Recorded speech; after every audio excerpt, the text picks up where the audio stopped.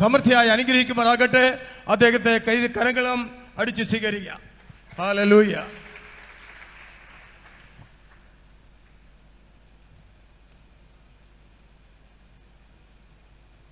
വളരെ അനുഗ്രഹിക്കപ്പെട്ടതും ഒരുപാട് ആത്മസാന്നിധ്യം കൊണ്ട് നിറയപ്പെട്ടതുമായ മനോഹരമായ നല്ല നിമിഷത്തെ ഓർത്ത് നിറഞ്ഞ മനസ്സോടെ ഞാൻ കർത്താവിനെ സ്തുതിക്കുകയാണ്. പ്രത്യേകിച്ച് അനുഗ്രഹിക്കപ്പെട്ട ഈ പ്രവർത്തനങ്ങൾക്കായി ചുക്കാൻ പിടിക്കുന്ന ഈ സ്ഥലം സഭയുടെ ശുശ്രൂഷകനായിരിക്കുന്ന ബഹുമാനിയ കർത്താവിൻ്റെ ദാസൻ, പ്രത്യേകിച്ച് ക്രിസ്തുവിൻ്റെ സ്നേഹിതനായിരിക്കുന്ന കർത്താവിൻ്റെ ദാസൻ്റെ തലമുറ പ്രിയ ജിബിനച്ചനെ ഓർത്ത് ദൈവത്തെ സ്തുതിക്കുകയാണ്. ഈ മീറ്റിങ്ങിൻ്റെ അധ്യക്ഷനായിരിക്കുന്ന ബഹുമാനിയ കർത്താവിൻ്റെ ദാസൻ, അങ്ങനെ തുടങ്ങുന്ന എല്ലാ കർത്താവിൻ്റെ ദാസന്മാരെയും ക്രിസ്തുയേശുവിൻ്റെ നാമത്തിൽ ഞാൻ വന്ദനം പറയുന്നു. അനുഗ്രഹിക്കപ്പെട്ട ഈ പ്രാവശ്യത്തെ ആത്മീയ യോഗത്തിനകത്ത് വളരെ പ്രാർത്ഥനയോടെ, വളരെ ദൈവസാന്നിധ്യത്തോടെ കർത്തൃപാദപീഠത്തിലായിരിക്കുന്ന എല്ലാ വിശ്വാസ സമൂഹങ്ങളെയും സർവശക്തനായ ദൈവം സമർത്ഥമായി അനുഗ്രഹിക്കട്ടെ എന്നെ ഹൃദയം തുറന്ന് ആത്മാവിൽ ആഗ്രഹിക്കുകയും പ്രാർത്ഥിക്കുകയും ആശംസിക്കുകയൊക്കെ ചെയ്യുകയാണ്. ഏതൊരു മീറ്റിങ്ങിൻ്റെ പിന്നിലെ ജയമെന്ന് പറയുന്നത് ആ മീറ്റിങ്ങിനകത്ത് വ്യാപരിക്കുന്ന ദൈവസാന്നിധ്യം തന്നെയാണ്. പരിശുദ്ധാത്മാവ് ഒരു യോഗത്തിൽ ഇറങ്ങി വരുമ്പോഴാണ് ആ മീറ്റിംഗ് ജയിച്ചു എന്ന് നാം അവകാശപ്പെടുന്നത്. സ്തോത്രം. ആകയാൽ ഇന്ന് രാവിലെ മറ്റേതിനേക്കാൾ അപ്പുറം വലിയ ദൈവ സാന്നിധ്യത്തിൻ്റെ മഹത്വം പരിശുദ്ധാത്മാവ് നമ്മുടെ യോഗത്തിനകത്ത് പകരട്ടെ എന്നെ ഹൃദയം തുറന്നൊരു പ്രാവശ്യം കൂടെ പ്രാർത്ഥിക്കുന്നു. ഒരു പെന്തക്കോസ് സഭ ഒരു ആത്മീയ യോഗം സംഘടിപ്പിക്കുമ്പോൾ അതിൻ്റെ പിന്നിൽ 2 ജയങ്ങൾ അല്ലെങ്കിൽ 2 വിജയങ്ങളാണുള്ളത്. ഒന്നാമത്തെ ജയത്തിന് ഞാൻ വിളിക്കുന്ന പേര് പ്രഥമ ജയമെന്നാണ്, പ്രഥമ ജയം. എന്നാൽ രണ്ടാമത്തെ ജയത്തിന് ഞാൻ വിളിക്കുന്ന പേര് പ്രധാന ജയമെന്നാണ്. പ്രഥമ ജയമെന്ന് പറഞ്ഞാൽ ജനം കൂടുന്നതാണ്. പ്രഥമ ജയമെന്ന് പറഞ്ഞാൽ നല്ല മൈക്ക് സെറ്റാണ്. പ്രഥമ ജയമെന്ന് പറഞ്ഞാൽ ഒരുക്കിയിരിക്കുന്ന വലിയ പന്തലുകളാണ്. അപ്പോൾ നമ്മൾ പറയും ആ കൺവെൻഷൻ എന്നാ ബ്ലെസ്സിങ് ആയിരുന്നു. അതെന്താ? 1000 പേര് വന്നു. 1000 പേര് വരിക എന്നുള്ളതൊരു പ്രഥമ ജയം തന്നെയാണ്.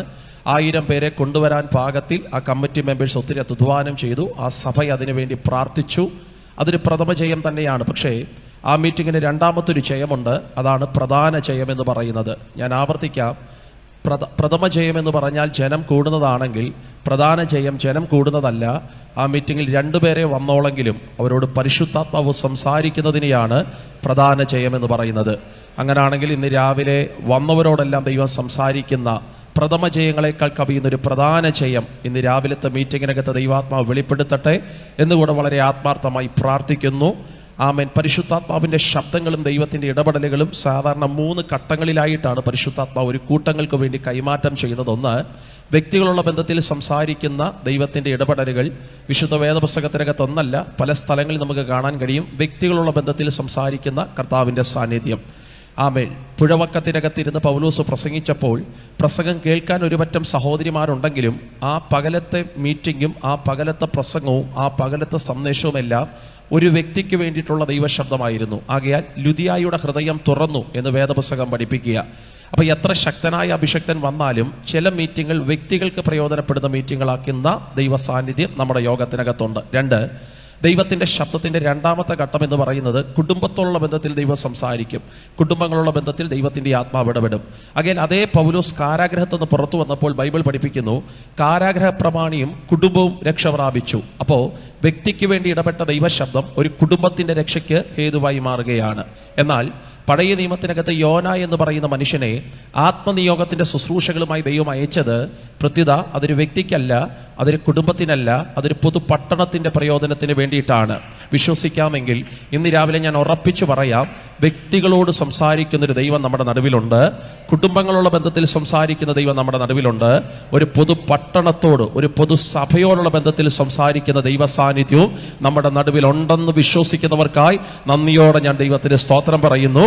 ആകയാൽ ദൈവശബ്ദം ഇന്ന് രാവിലത്തെ മീറ്റിങ്ങിനകത്ത് പരിശുദ്ധാത്മാവ് ഇടപെടട്ടെ. വന്നവരോടെല്ലാം ദൈവാത്മാവ് സംസാരിക്കട്ടെ. തുടർമാനം നടക്കുന്ന ആത്മീയ യോഗങ്ങളാണ്. സമയങ്ങളൊക്കെ കണ്ടെത്തി കർത്തൃപാദപീഠത്തിൽ ഇരിക്കുന്ന ഞങ്ങളുടെ മാന്യ സഹോദരിമാർ ശരീരത്തിനകത്ത് ഒത്തിരി ക്ഷീണങ്ങൾ ഉണ്ടായിട്ടും ആ ക്ഷീണത്തെ എല്ലാം വകഞ്ഞു മാറ്റി തള്ളി മാറ്റി കർത്തൃപാദപീഠത്തിൽ ദൈവത്തിൻ്റെ ഇടപെടലുകൾക്ക് വേണ്ടി പ്രാർത്ഥിക്കുന്ന ഞങ്ങളുടെ സഹോദര വൃന്ദങ്ങൾ, പകലത്തെ ജോലിയൊക്കെ ഉണ്ടായിട്ടും ആ തിരക്കുകളൊക്കെ മാറ്റിവെച്ചായിരിക്കുന്ന എല്ലാ മാന്യ കുടുംബങ്ങളെയും കർത്താവ് സമർത്ഥമായി അനുഗ്രഹിക്കട്ടെ എന്നെ ഹൃദയം തുറന്ന് പ്രാർത്ഥിച്ചുകൊണ്ട് ആമുഖ സന്ദേശങ്ങൾക്കൊട്ടും ദൈർഘ്യം വർദ്ധിപ്പിക്കാതെ ദൈവവചന ശുശ്രൂഷകളിലേക്ക് വളരെ പ്രാർത്ഥനയോടെ പ്രവേശിക്കുകയാണ്. അപ്പോസ്തലനായ പൗലോസ് തെസ്സലോനിക്ക സഭയ്ക്ക് എഴുതിയ 1-ാമത്തെ ലേഖനം 4-ാമത്തെ അധ്യായം അതിന്റെ 1-ാമത്തെ വാക്യം ദൈവവചന ശുശ്രൂഷകൾക്ക് ആധാരമായി ഇന്ന് രാവിലെ നമ്മൾ വായിച്ചു കേൾക്കപ്പെടാൻ പോകുകയാണ്. അപ്പോസ്തലനായ പൗലോസ് തെസ്സലോനിക്ക സഭയ്ക്ക് എഴുതിയ 1-ാമത്തെ ലേഖനം 4-ാമത്തെ അധ്യായം അതിന്റെ 1-ാമത്തെ വാക്യം. ഒടുവിൽ സഹോദരന്മാരെ ദൈവപ്രസാദം ലഭിപ്പാൻ തക്കവണ്ണം നിങ്ങൾ എങ്ങനെ നടക്കണമെന്ന് ഞങ്ങളോട് ഗ്രഹിച്ചതുപോലെ ഞങ്ങളിൽ നിന്ന് ഗ്രഹിച്ചതുപോലെ നിങ്ങൾ നടക്കുന്നത് പോലെ തന്നെ ഇനിയും അധികം വർദ്ധിച്ചു വരേണ്ടതിന് ഞങ്ങൾ കർത്താവായ യേശുവിന്റെ നാമത്തിൽ നിങ്ങളോട് അപേക്ഷിച്ച് പ്രബോധിപ്പിക്കുന്നു. ഈ സമയം കൊണ്ട് നിങ്ങൾ എല്ലാവരും ആ വാക്യം എടുത്തത് ഞാൻ വിശ്വസിക്കുന്നു. എടുത്ത ദൈവമക്കൾ എന്റെ കൂടെ ചേർന്ന് ഒരു പ്രാവശ്യം കൂടെ ആ വാക്യം ഒന്ന് ശബ്ദമുയർത്തി സഭയായി എല്ലാവരും ചേർന്ന് വായിച്ചാട്ടെ.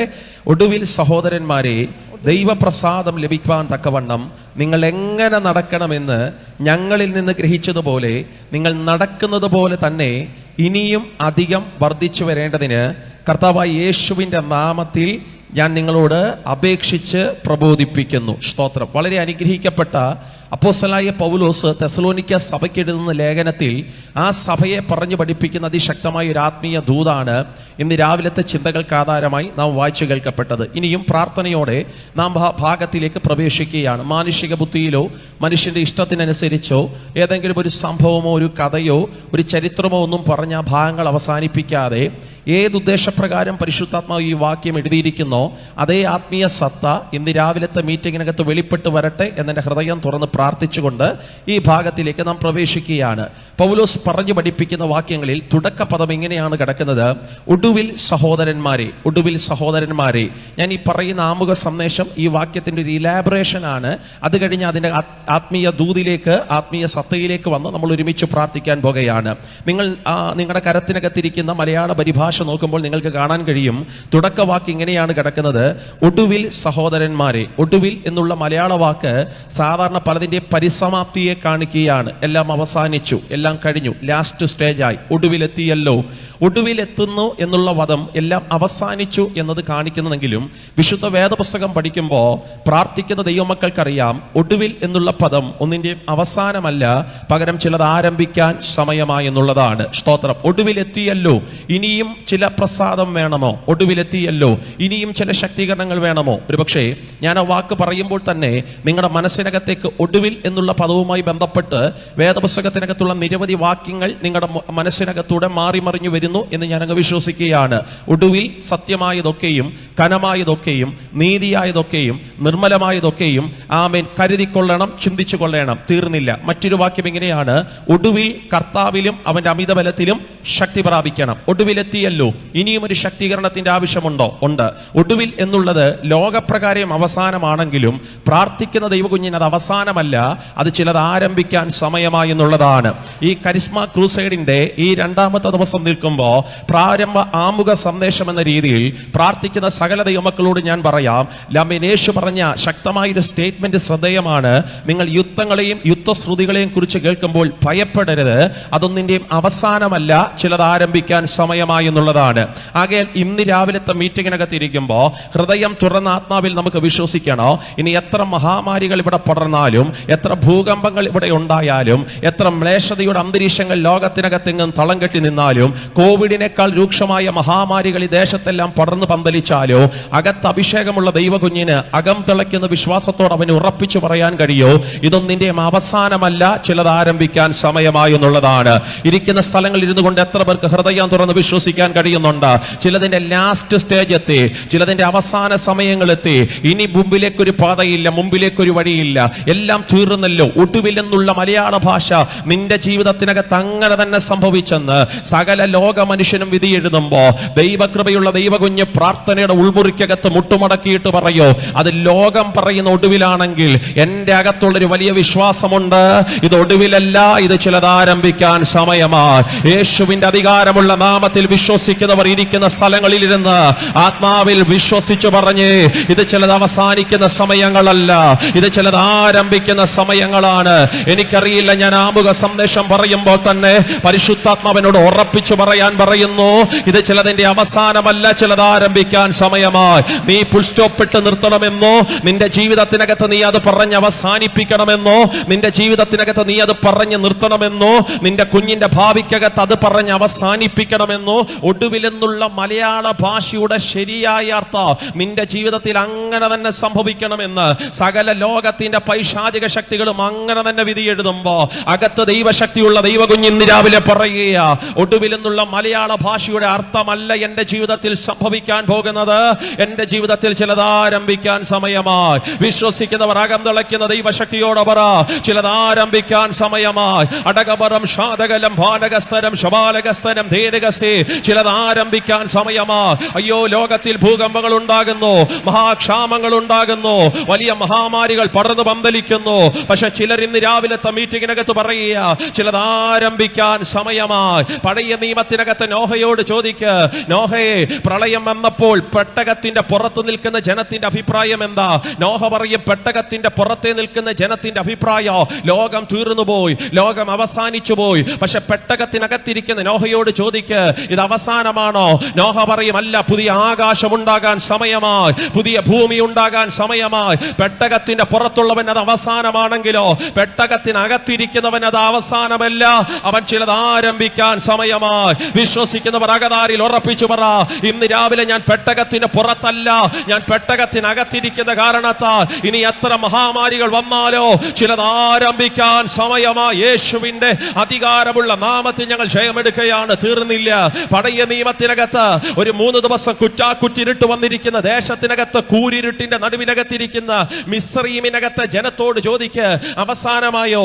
അവര് പറയും, അവസാനമായി പാസ്റ്റർ. അതെന്താണ്? കുറ്റിരുട്ടാണ്. അത് മാത്രമല്ല, മരണത്തിന്റെ ദൂതൻ ഇറങ്ങി നിൽക്കുക. എല്ലാ വീടിനകത്തും മരണത്തിന്റെ കരച്ചിലെ ശബ്ദം ഉയരുമ്പോ അവൻ കട്ടളക്കാലിന്മേൽ കുറുപടിമേൽ കുഞ്ഞാടിന്റെ രക്തം തേച്ച ഇസ്രായേൽ വീടുകളോട് ചോദിക്ക്, ഇത് അവസാനമാണോ? അവര് പറയും, ഇത് ഞങ്ങൾ അവസാനമല്ല, ഇത് ഒടുവിലെത്തിയെന്ന് അവർക്ക് തോന്നിയെങ്കിലോ ഇത് ഞങ്ങളുടെ പുറപ്പാടിന്റെ സമയമാണ്. എത്ര പേർക്ക് ഇന്ന് രാവിലെ വിശ്വസിക്കാൻ കഴിയുന്നുണ്ട്?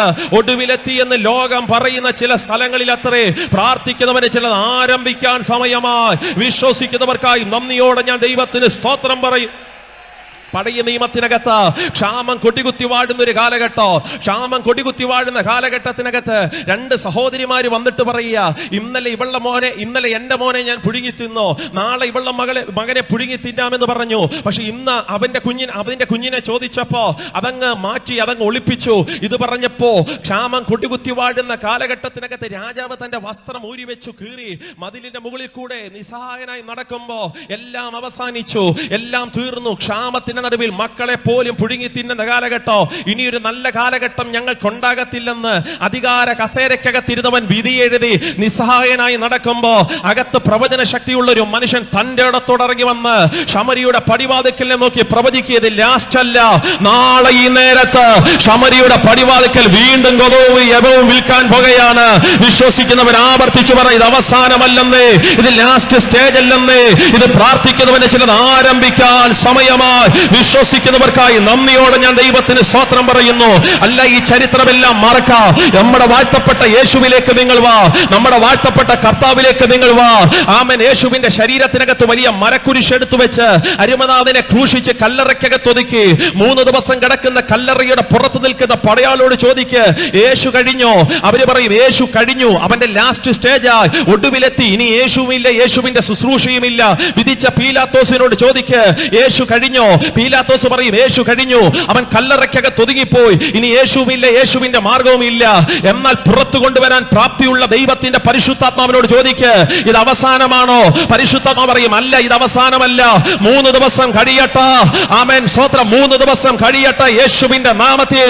ആമേൻ. യേശുവിനെ മരിച്ചവരിൽ നിന്ന് ഉയർപ്പിക്കുന്നവന്റെ ആത്മാവ് നിങ്ങളിൽ വസിക്കുന്നെങ്കിൽ, ക്രിസ്തുവേശുവിനെ മരണത്തിൽ നിന്ന് ഉയർപ്പിക്കുന്നവന് നിങ്ങളിൽ വസിക്കുന്ന തന്റെ ആത്മാവിനെ കൊണ്ട് നിങ്ങളുടെ മർത്യ ശരീരങ്ങളെ ജീവിപ്പിക്കുമെങ്കിൽ ഈ കല്ലറ നിന്റെ ഒടുവിലല്ല, ഇത് ചിലത് ആരംഭിക്കാൻ സമയമായി. ഹല്ലേലൂയ. പഴയ നിയമത്തിനകത്ത് എഴുതത്തള്ളപ്പെട്ടു പോയ യോഹന്നാൻ പത്മോസിന്റെ ഏകാന്തതയിൽ വട്ടമിട്ട് പറക്കുന്ന കഴുകനോ, താഴെ നടക്കുന്ന ഇടച്ചെന്തുവോ, ഈ പത്മോസിന്റെ ഏകാന്തതയിൽ യോഹന്നാനെ തള്ളിക്കളഞ്ഞ അധികാര ഭരണ സംവിധാനത്തോട് നിങ്ങൾ ചോദിക്ക്, യോഹന്നാൻ തീർന്നോ? അവര് പറയും, യോഹന്നാൻ തീർന്നു. കാര്യമെന്താ? അവൻ പത്മോസിന്റെ ഏകാന്തതയിൽ തള്ളപ്പെട്ടു പോയി. എന്നാൽ യോഹന്നാനോട് ചോദിക്ക്, ഇത് നിന്റെ ഒടുവിലാണോ? ആണോ? ഇത് നിന്റെ ലാസ്റ്റ് സ്റ്റേജ് ആണോ? യോഹന്നാൻ പറയും, അല്ല, ഈ പത്മോസിന്റെ ഏകാന്തതയിൽ വെളിപ്പാടിന്റെ തലങ്ങൾക്കകത്തേക്ക് ഞാൻ കയറാൻ പോകുകയാ. എന്തോ ഇന്ന് രാവിലെ ഞാൻ ഉറപ്പിച്ചു പറയാ, പ്രാർത്ഥിക്കുന്ന ദൈവമക്കളുടെ ജീവിതത്തിൽ ഇത് അവസാനമല്ലെന്നേ, ഇത് ചിലത് ആരംഭിക്കാൻ സമയമായി. വിശ്വസിക്കുന്നവർ കരവും ശബ്ദം ഉയർത്തി ശക്തിയോടെ പറഞ്ഞ്, ചിലത് ആരംഭിക്കാൻ സമയമായി. പൗലോസ് പറയുകയാണ്, ഒടുവിലെത്തി. അതുകൊണ്ട് ഒടുവിൽ സത്യമായതൊക്കെയും ഘനമായതൊക്കെയും നീതിയായതൊക്കെയും നിർമ്മലമായതൊക്കെയും നീ കരുതിക്കൊള്ളണം. ഒടുവിൽ കർത്താവിലും അവന്റെ അമിതബലത്തിലും നീ ശക്തി പ്രാപിക്കണം. ലാസ്റ്റ് എത്തിയെങ്കിലും നിനക്ക് ചില ശക്തീകരണങ്ങൾ ആവശ്യമാണ്. ഈ പദം കുറേ കൂടെ ശ്രദ്ധേയമാണ്. ഒടുവിൽ സഹോദരന്മാരെ, ദൈവപ്രസാദം ഒടുവിലെത്തി, പക്ഷെ നിനക്കൊരു ദൈവപ്രസാദം വേണം, കാരണം ചിലത് ആരംഭിക്കാൻ സമയമായി. ഒടുവിൽ സഹോദരന്മാരെ, ദൈവപ്രസാദം ലഭിക്കാൻ തക്കവണ്ണം. ഇനി ആ പദത്തിന്റെ ഇലാബറേഷനിലേക്ക് നമുക്ക് വന്ന് ദൂതിലേക്ക് നമുക്ക് പ്രവേശിക്കണം. ദൈവപ്രസാദം ലഭിക്കുവാൻ തക്കവണ്ണം നിങ്ങൾ എങ്ങനെ നടക്കണം എന്ന് ഞങ്ങളിൽ നിന്ന് ഗ്രഹിച്ചതുപോലെ, അർത്ഥം നിങ്ങൾ നടക്കേണ്ടുന്ന നടത്തത്തിന്റെ സ്റ്റെപ്പ് എന്ന് പറയുന്നത്, അതിന്റെ പഠനം എന്ന് പറയുന്നത് ഗ്രഹിച്ചത് ഞങ്ങളിൽ നിന്നാണ്. ആരാണ് ഈ ഞങ്ങൾ? ഞങ്ങൾ ആരാണ്? ഞങ്ങൾ എന്ന് പറയുന്ന ഒരു സഭയുടെ പാസ്റ്റർ എന്നോ, ഒരു സഭയുടെ അസോസിയേറ്റ് പാസ്റ്റർ എന്നോ, ഒരു സഭയുടെ ലീഡർഷിപ്പിൽ ലെവലിൽ നിൽക്കുന്നവരെന്നോ, ഒരു സഭയുടെ സൺഡേ സ്കൂൾ അധ്യാപകരെന്നോ, ഒരു സഭയുടെ മൂപ്പന്മാരെന്നോ, ഒരു സഭയുടെ എൽഡേഴ്സ് എന്നോ, എങ്ങനെ വേണമെങ്കിലും നിങ്ങൾക്ക് വ്യാഖ്യാനിക്കാം. അകൽ നിങ്ങൾ ഗ്രഹിച്ചു. ആരിൽ നിന്ന് ഗ്രഹിച്ചു?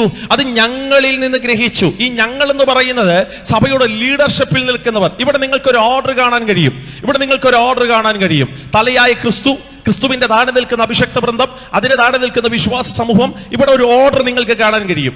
ഈ ഓർഡർ എന്ന് പറയുന്നത് എല്ലായിടത്തും ഉണ്ട്. എല്ലായിടത്തും ഈ ഓർഡർ ഉണ്ട്. ഒരു വീട്ടിൽ ഈ ഓർഡർ ഉണ്ട്. അകൽ ഒരു വീടിന്റെ നാഥൻ എന്ന് പറയുന്നത് കർത്താവായ യേശുവാണ്. എന്നാൽ അതിന് താഴെ നിൽക്കുന്നത് ആരാന്നറിയാമോ? ആ വീട്ടിലെ ഭർത്താവാണ്. സ്തോത്രം. അതിന് താഴെ ആരാന്നറിയാമല്ലോ? ആ വീട്ടിലെ മമ്മിയാണ്. അതിന് താഴെ ആരാന്നറിയാമല്ലോ? ആ വീട്ടിലെ മക്കളാണ്. എല്ലാ വീടിനും ഈ ഓർഡർ ഉണ്ട്. ഈ ഓർഡർ പൊളിഞ്ഞാൽ നമ്മുടെ കൂടാരത്തിനകത്ത് അസ്വസ്ഥത വാഴും. അകൽ നിങ്ങളെക്കാൾ പ്രാർത്ഥന കുറവായിരിക്കാം അച്ചായന്, പക്ഷെ ആ വീടിന്റെ സിസ്റ്റം അങ്ങനെ, ഓർഡർ അങ്ങനെ. നിങ്ങൾക്ക് സാലറി ഒരു പക്ഷെ 20,000 ആയിരിക്കാം, അച്ചാന് സാലറി 15,000 ആയിരിക്കാം, സാരമില്ല. പക്ഷെ എങ്കിലും ആ വീടിന്റെ നാഥൻ ആരാണ്? ഇത് എല്ലാത്തിനും ഓർഡർ ഉണ്ട്. പല വീടുകൾക്കകത്ത് ഞങ്ങൾ സംസാരിച്ചു കൊണ്ടിരിക്കുമ്പോൾ എനിക്ക് ഇപ്പോഴും ഓർമ്മയുണ്ട്, ഒരു പാവപ്പെട്ട ഒരു മനുഷ്യൻ, നല്ല പ്രായമുണ്ട്.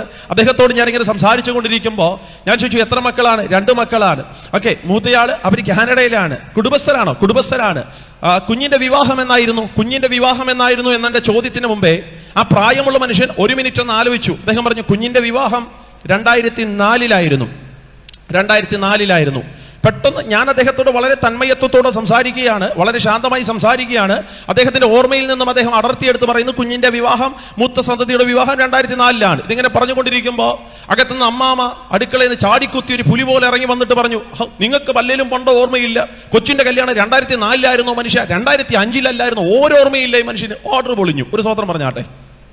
ഓർഡർ പൊളിഞ്ഞു. സ്തോത്രം. ഒരു ദൈവദാസൻ എന്ന നിലയിൽ ഞാൻ അദ്ദേഹത്തോട് വളരെ തന്മയത്വത്തോടെ സംസാരിക്കുകയാണ്. അദ്ദേഹത്തിന്റെ കൊച്ചോർമ്മയിൽ അദ്ദേഹം അടർത്തിയെടുത്ത് പറഞ്ഞപ്പോൾ അമ്മാമയ്ക്ക് അത് ഇഷ്ടപ്പെട്ടില്ല. ഒരു പുലി പോലെ ചാടി ഇറങ്ങി വന്ന് പറഞ്ഞു, ഓല്ലേലും നിങ്ങൾക്ക് മനുഷ്യ ഒരു ഓർമ്മയില്ല. ആ ഓർഡർ അവിടെ പൊളിയുകയാണ്. സ്തോത്രം. ഇപ്പോൾ ആ വീട്ടിനകത്ത് തലയായി നിൽക്കുന്നത് അമ്മാമയാണ്. ഓർഡർ പൊളിഞ്ഞു. അങ്ങനെ പൊളിയുന്ന വീടുകൾക്കകത്ത് അസ്വസ്ഥത വാഴും, അസ്വസ്ഥത വ്യാപരിക്കും. ആകയാൽ പരിശുദ്ധാത്മ പറയുന്നു, എല്ലാത്തിനും ഈ ഓർഡർ ഉണ്ട്. തലയായ ക്രിസ്തു, അതിന് താഴെ നിൽക്കുന്ന അഭിഷക്ത ബന്ധം. ഒരു സഭ നല്ല രീതിയിൽ പോകണമെങ്കിൽ ഈ ഓർഡർ ഉണ്ടായിരിക്കണം എന്നാണ് എന്റെ വിശ്വാസം എന്ന് പറയുന്നത്. ഒരുപക്ഷെ ഇവിടെ നിൽക്കുന്ന പാസ്റ്ററിനേക്കാൾ 10 മിനിറ്റ് നിങ്ങൾക്ക് അവസരം തന്നു കഴിഞ്ഞാൽ നിങ്ങൾ ഞങ്ങളെക്കാൾ നന്നായി പ്രസംഗിക്കാൻ പ്രാപ്തിയുള്ളവർ വിശ്വാസ സമൂഹത്തിൽ ഉണ്ടായിരിക്കാം. പാസ്റ്റർമാരെയൊക്കെ പ്രസംഗവേദിയിൽ പറഞ്ഞു തിരുത്താൻ കഴിവുള്ള പ്രാപ്തിയുള്ള ദൈവമക്കൾ വിശ്വാസ സമൂഹത്തിൽ ഉണ്ടായിരിക്കാം. പക്ഷേ ഈ ഓർഡർ ഇങ്ങനെയാണ്. ഇതിന് ഫോളോ ചെയ്ത് വരുമ്പോഴേ ആ സഭ അനുഗ്രഹിക്കപ്പെടുള്ളൂ. ചെറുതൊരു ഹല്ലേലൂയ പറഞ്ഞേ. ആമേൻ. എന്റെ സഭയിൽ എന്നേക്കാൾ പ്രായമുള്ളവരാണ് ഇരിക്കുന്നവരിൽ മെജോറിറ്റി ആൾക്കാർ എന്നേക്കാൾ പ്രായമുള്ളവരാണ്. പക്ഷേ എന്തോ ഭാഗ്യവശാലോ നിർഭാഗ്യവശാലോ ഞാൻ പറയുന്ന കാര്യങ്ങൾ അവരതനുസരിച്ചേ പറ്റത്തുള്ളൂ. കാരണം അതാണ് സഭയുടെ ഓർഡർ. എങ്ങനെയാണ്? എന്റെ പ്രായം 33 അല്ല, എന്നേക്കാൾ പ്രായമുള്ള ഒരു കുഞ്ഞാണ് ആ സഭയുടെ പാസ്റ്ററെങ്കിലും ആ ഓർഡർ അങ്ങനെയാണ്. അവരെന്നെ പാസ്റ്റർ എന്ന് വിളിച്ചേ പറ്റുള്ളൂ. വേറൊരു സെക്കൻഡ് ഓപ്ഷൻ നമുക്കില്ല. ഒരു സ്വതന്ത്രം പറഞ്ഞാട്ടെ. ആമേൻ. ഞാൻ ഈ ഭാഗത്തെ തെളിയിക്കാൻ ഒരു സംഭവം നിങ്ങളോട് പറയാം, അല്ലെങ്കിൽ വേദപുസ്തകത്തിൽ ഒരു കാര്യം നിങ്ങളോട് അടർത്തിയെടുത്ത് പറയാം. വെളിപ്പാട് പുസ്തകം 1-ാമത്തെ അധ്യായം അതിന്റെ 1-ാമത്തെ വാക്യം ഒന്നെടുത്ത്. വെളിപ്പാട് പുസ്തകം 1-ാം അധ്യായം അതിന്റെ 1-ാമത്തെ വാക്യം ഏറ്റവും ഫെമിലിയർ ആയിരിക്കുന്ന വാക്യങ്ങളിൽ ഒന്നാണ്. വെളിപ്പാട് പുസ്തകം. യേശുക്രിസ്തുവിന്റെ വെളിപ്പാട് വേഗത്തിൽ സംഭവിപ്പാനുള്ളതും തന്റെ ദാസന്മാരെ കാണിക്കേണ്ടതിന്. ശ്രദ്ധിച്ചു കേട്ടോ, ഇതിന് കൊച്ചു മറുപടി എന്നോട് പറയണേ. വേഗത്തിൽ സംഭവിപ്പാനിരിക്കുന്ന ഈ വെളിപ്പാട് തന്റെ ദാസന്മാരെ കാണിക്കേണ്ടതിന് ദൈവം അത് അവന് കൊടുത്തു. ആർക്ക് കൊടുത്തു? ശരിയാ. ആർക്ക്? യോഹന്നാന് കൊടുത്തു എന്ന് പറയുന്നവരെല്ലാം നാളെ വരുമ്പോൾ ഒരു 10 വട്ടം എംപോസിഷൻ എഴുതിക്കൊണ്ട് വരണം കേട്ടോ. സ്തോത്രം. യോഹന്നാന് കൊടുത്തെന്നല്ല. പിന്നെ ദൈവം അത് അവന് കൊടുത്തു. ആർക്ക് കൊടുത്തു? യേശുവിന് കൊടുത്തു. ഇനി അത് യേശു ആർക്ക് കൊടുത്തു? യേശു വായിച്ചു അടുത്ത വാക്യം. അവനെന്ന് പറഞ്ഞാൽ യേശു. യേശു അത് ദൂതന് കൊടുത്തു. ആർക്ക് കൊടുത്തു? ദൈവം ആർക്ക് കൊടുത്തു? യേശുവിന് കൊടുത്തു. യേശു അത് ആർക്ക് കൊടുത്തു? ദൂതന് കൊടുത്തു. ദൂതൻ അത് ആർക്ക് കൊടുത്തു? യോഹന്നാന് കൊടുത്തു. ഒരു സ്തോത്രം പറഞ്ഞാട്ടെ. യോഹന്നാൻ ആർക്കായിരിക്കും കൊടുത്തേ? സഭയ്ക്ക് കൊടുത്തു. സ്തോത്രം. എന്റെ ചോദ്യം, തമ്പുരാനെ നേരിട്ട് സഭയ്ക്ക് കൊടുക്കാൻ പാടില്ലേ? കൊടുക്കാനൊക്കെ പറ്റൂന്നേ. സ്തോത്രം. പക്ഷെ ഈ സിസ്റ്റം ഇങ്ങനെ, ഈ ഓർഡർ ഇങ്ങനെ. ദൈവം അത് കർത്താവിന് കൊടുത്തു, ക്രിസ്തുവിന് കൊടുത്തു, ക്രിസ്തു അത് ദൂതന് കൊടുത്തു, ദൂതൻ അത് യോഹന്നാന് കൊടുത്തു, യോഹന്നാൻ അത് സഭയ്ക്ക് കൊടുക്കുന്നേ. എന്ന് വെച്ചാൽ ഇതിനിടയിൽ മീഡിയേറ്ററായി നിൽക്കുന്ന ആ റെലം നിങ്ങൾ കണ്ടോ? എല്ലാത്തിന്റെ സിസ്റ്റം ഇങ്ങനെ, എല്ലാത്തിന്റെ ഓർഡർ ഇങ്ങനെ. അർത്ഥം വിശ്വാസിക്ക് നേരിട്ട് വെളിപ്പാട് പിടിക്കാൻ പറ്റില്ലെന്നല്ല, പറ്റും. പക്ഷെ സഭയുടെ സിസ്റ്റം ഇങ്ങനെ. ഒരു സ്തോത്രം പറഞ്ഞാട്ടെ. കണ്ടോ?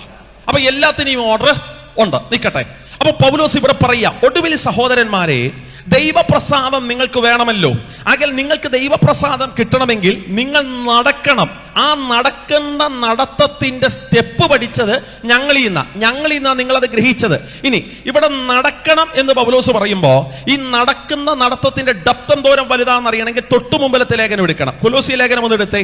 തൊട്ടു മുമ്പിലത്തെ ലേഖനം. സ്തോത്രം. അതിന്റെ 2-ാമത്തെ അധ്യായം ഏറ്റവും പ്രധാനപ്പെട്ട വാക്യങ്ങളിൽ ഒന്നാണ്. 6-ാമത്തെ വാക്യം നോക്കിയാട്ടെ. കൊലോസ്യർ 2:6. ആകയാൽ നിങ്ങൾ കർത്താവായ യേശുവിനെ കൈക്കൊണ്ടതുപോലെ അവന്റെ കൂട്ടായ്മയിൽ നടപ്പി. അപ്പൊ നടക്കുന്ന നടത്തത്തിന്റെ സ്ട്രക്ചർ എങ്ങനെയാണ്?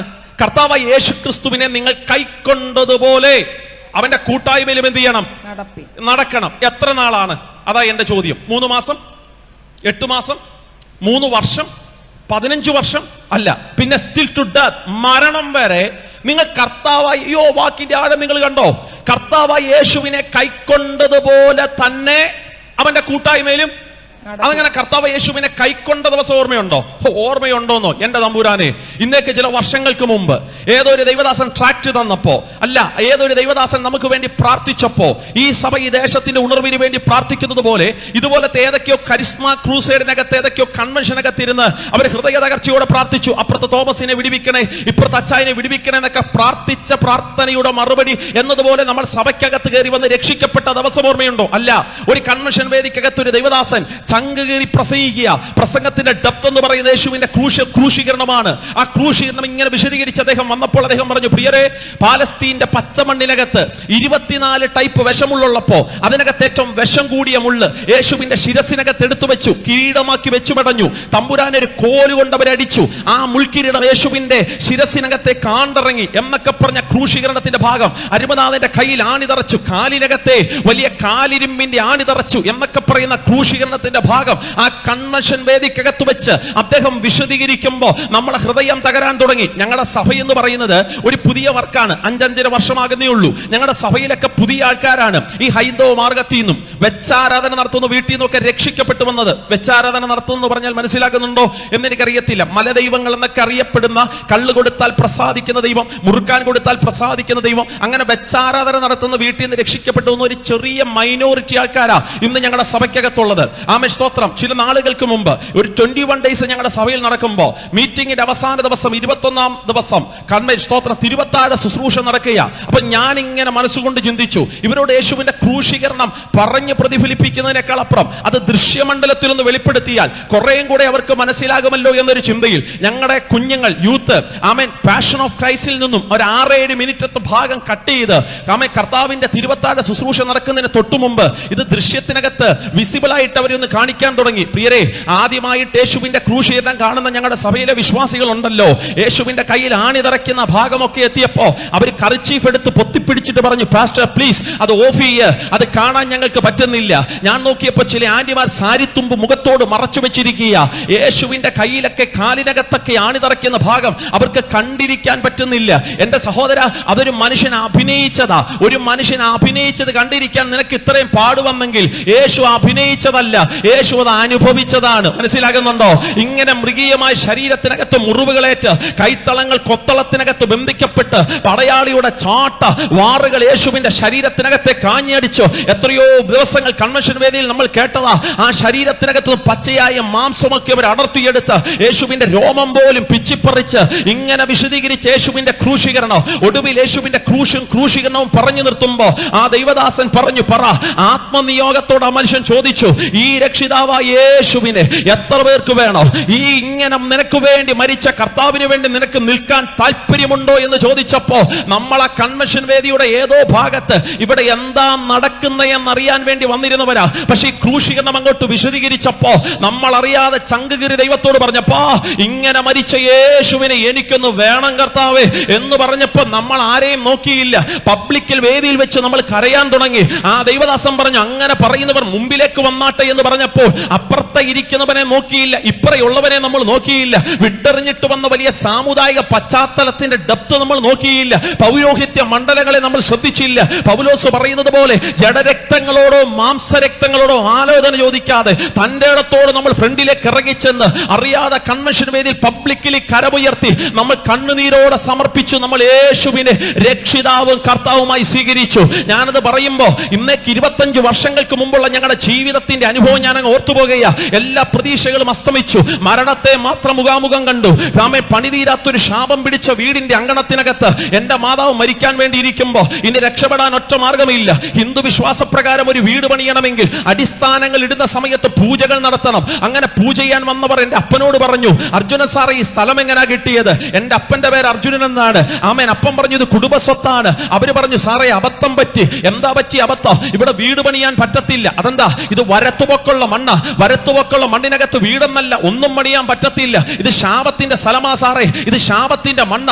എന്റെ അപ്പൻ തിരിച്ചു ചോദിച്ചൊരു ചോദ്യമുണ്ട്, പണിത് കാണിച്ചാലോ? അവര് പറഞ്ഞു, പണിത് കാണിച്ചാലോ? പണിതാ നീ മരിക്കും, നിന്റെ ഭാര്യ മരിക്കും, 2 മക്കൾ മരിക്കും. ഇത് ശാപത്തിന്റെ സ്ഥലമാ സാറേ, ഇത് ശാപത്തിന്റെ വീടാ. അന്ന് എന്റെ അപ്പൻ യേശുവിനെ അറിയത്തില്ല, പക്ഷെ തന്റെ ഇടമുണ്ട്. വിശ്വാസത്തിൽ വരുന്നതിന് മുമ്പേ തന്റെ ഇടമുണ്ട്. വിശ്വാസത്തിൽ വന്നതിന് ശേഷം ഇച്ചിരി കൂടിയിട്ടേ ഉള്ളൂ. ഒരു സ്തോത്രം പറഞ്ഞാട്ടെ. അതുകൊണ്ടൊരു ഗുണമുണ്ട്, ഏത് പൊന്നുമോനോട് കയറി സുവിശേഷം പറഞ്ഞു കളയും. സ്തോത്രം. ഫോറസ്റ്റ് ഡിപ്പാർട്ട്മെന്റിൽ ഡെപ്യൂട്ടി റേഞ്ചറായിട്ട് റിട്ടയർഡ് ആയ ഒരാളാണ് എന്റെ അപ്പൻ. എന്റെ അത്രയും ഹൈറ്റ് ഉണ്ട്, എന്നെക്കാൾ ഇരട്ടി വണ്ണമുണ്ട്. നെഞ്ചും വിരിച്ച് പുറത്തോട്ടിറങ്ങി നാരട അവിടെ എന്ന് ചോദിച്ചാൽ അന്നത്തെ കാലത്ത് ആരും ഒന്നും മിണ്ടത്തില്ല. പാറിപ്പോകുന്ന ചെങ്കൊടിയൊക്കെ കരത്തിനകത്തേന്തി ഇംഗ്ലാസിന്താവ് വിളിച്ചു നടന്ന ഒരാളാ. സ്തോത്രം. തോക്കത്തില്ല, തോറ്റിട്ടില്ല, തോറ്റ ചരിത്രം കേട്ടിട്ടില്ല എന്നൊക്കെ കമ്മ്യൂണിസ്റ്റ് പാർട്ടിയുടെ വലിയ മുദ്രാവാദിയൊക്കെ വാക്യമൊക്കെ വിളിച്ചു നടന്ന ഒരാള്. അപ്പം പറഞ്ഞു, ഏത് ശാപം? എന്തോ വരത്തുവെക്ക്, വീട് ഞാൻ പണിത് കാണിക്കാം, രാഷ്ട്രീയ പാർട്ടികളുടെ പിൻബലം എനിക്കുണ്ടെന്ന്, പോക്കറ്റിൽ പണമുണ്ടെന്ന്. അപ്പൻ വീടിന്റെ അടിസ്ഥാനങ്ങൾ ഇട്ടു. ട്രിവാൻഡ്രം പട്ടണത്തിൽ നിന്ന് ആമെ പണിയാൻ വന്ന ഒരു കൂട്ടം പ്രിയപ്പെട്ടവർ, കൂട്ടത്തിൽ 36 വയസ്സുള്ള ഒരു യൗവനക്കാരനുണ്ട്. അവനാണ് പണിയുടെ നേതൃസ്ഥാനത്തിൽ നിൽക്കുന്നവൻ. ആ മനുഷ്യൻ അതേ സ്പോട്ടിൽ ആ വീടിന്റെ ഫ്രണ്ടിൽ കിടന്ന് കുഴഞ്ഞു വീണ് മരിക്കുകയാണ്. നാട്ടിനകത്ത് കാട്ടുതീ പോലെ ഒരു വാർത്ത വരുന്നു, അർജുന സാറിന്റെ കുടുംബ ശാപത്തിന്റെ സ്ഥലമാ. അതെന്താ? പണി ചെയ്യാൻ വന്നവനിൽ മരണം സംഭവിച്ചു. കാട്ടുതീ പോലെ വാർത്ത വരുന്നു. പിന്നത്തെ പണി ചെയ്യാൻ ആരെയും കിട്ടത്തില്ല. ദീർഘനാളുകൾ പണി മുടങ്ങിക്കിടന്നു.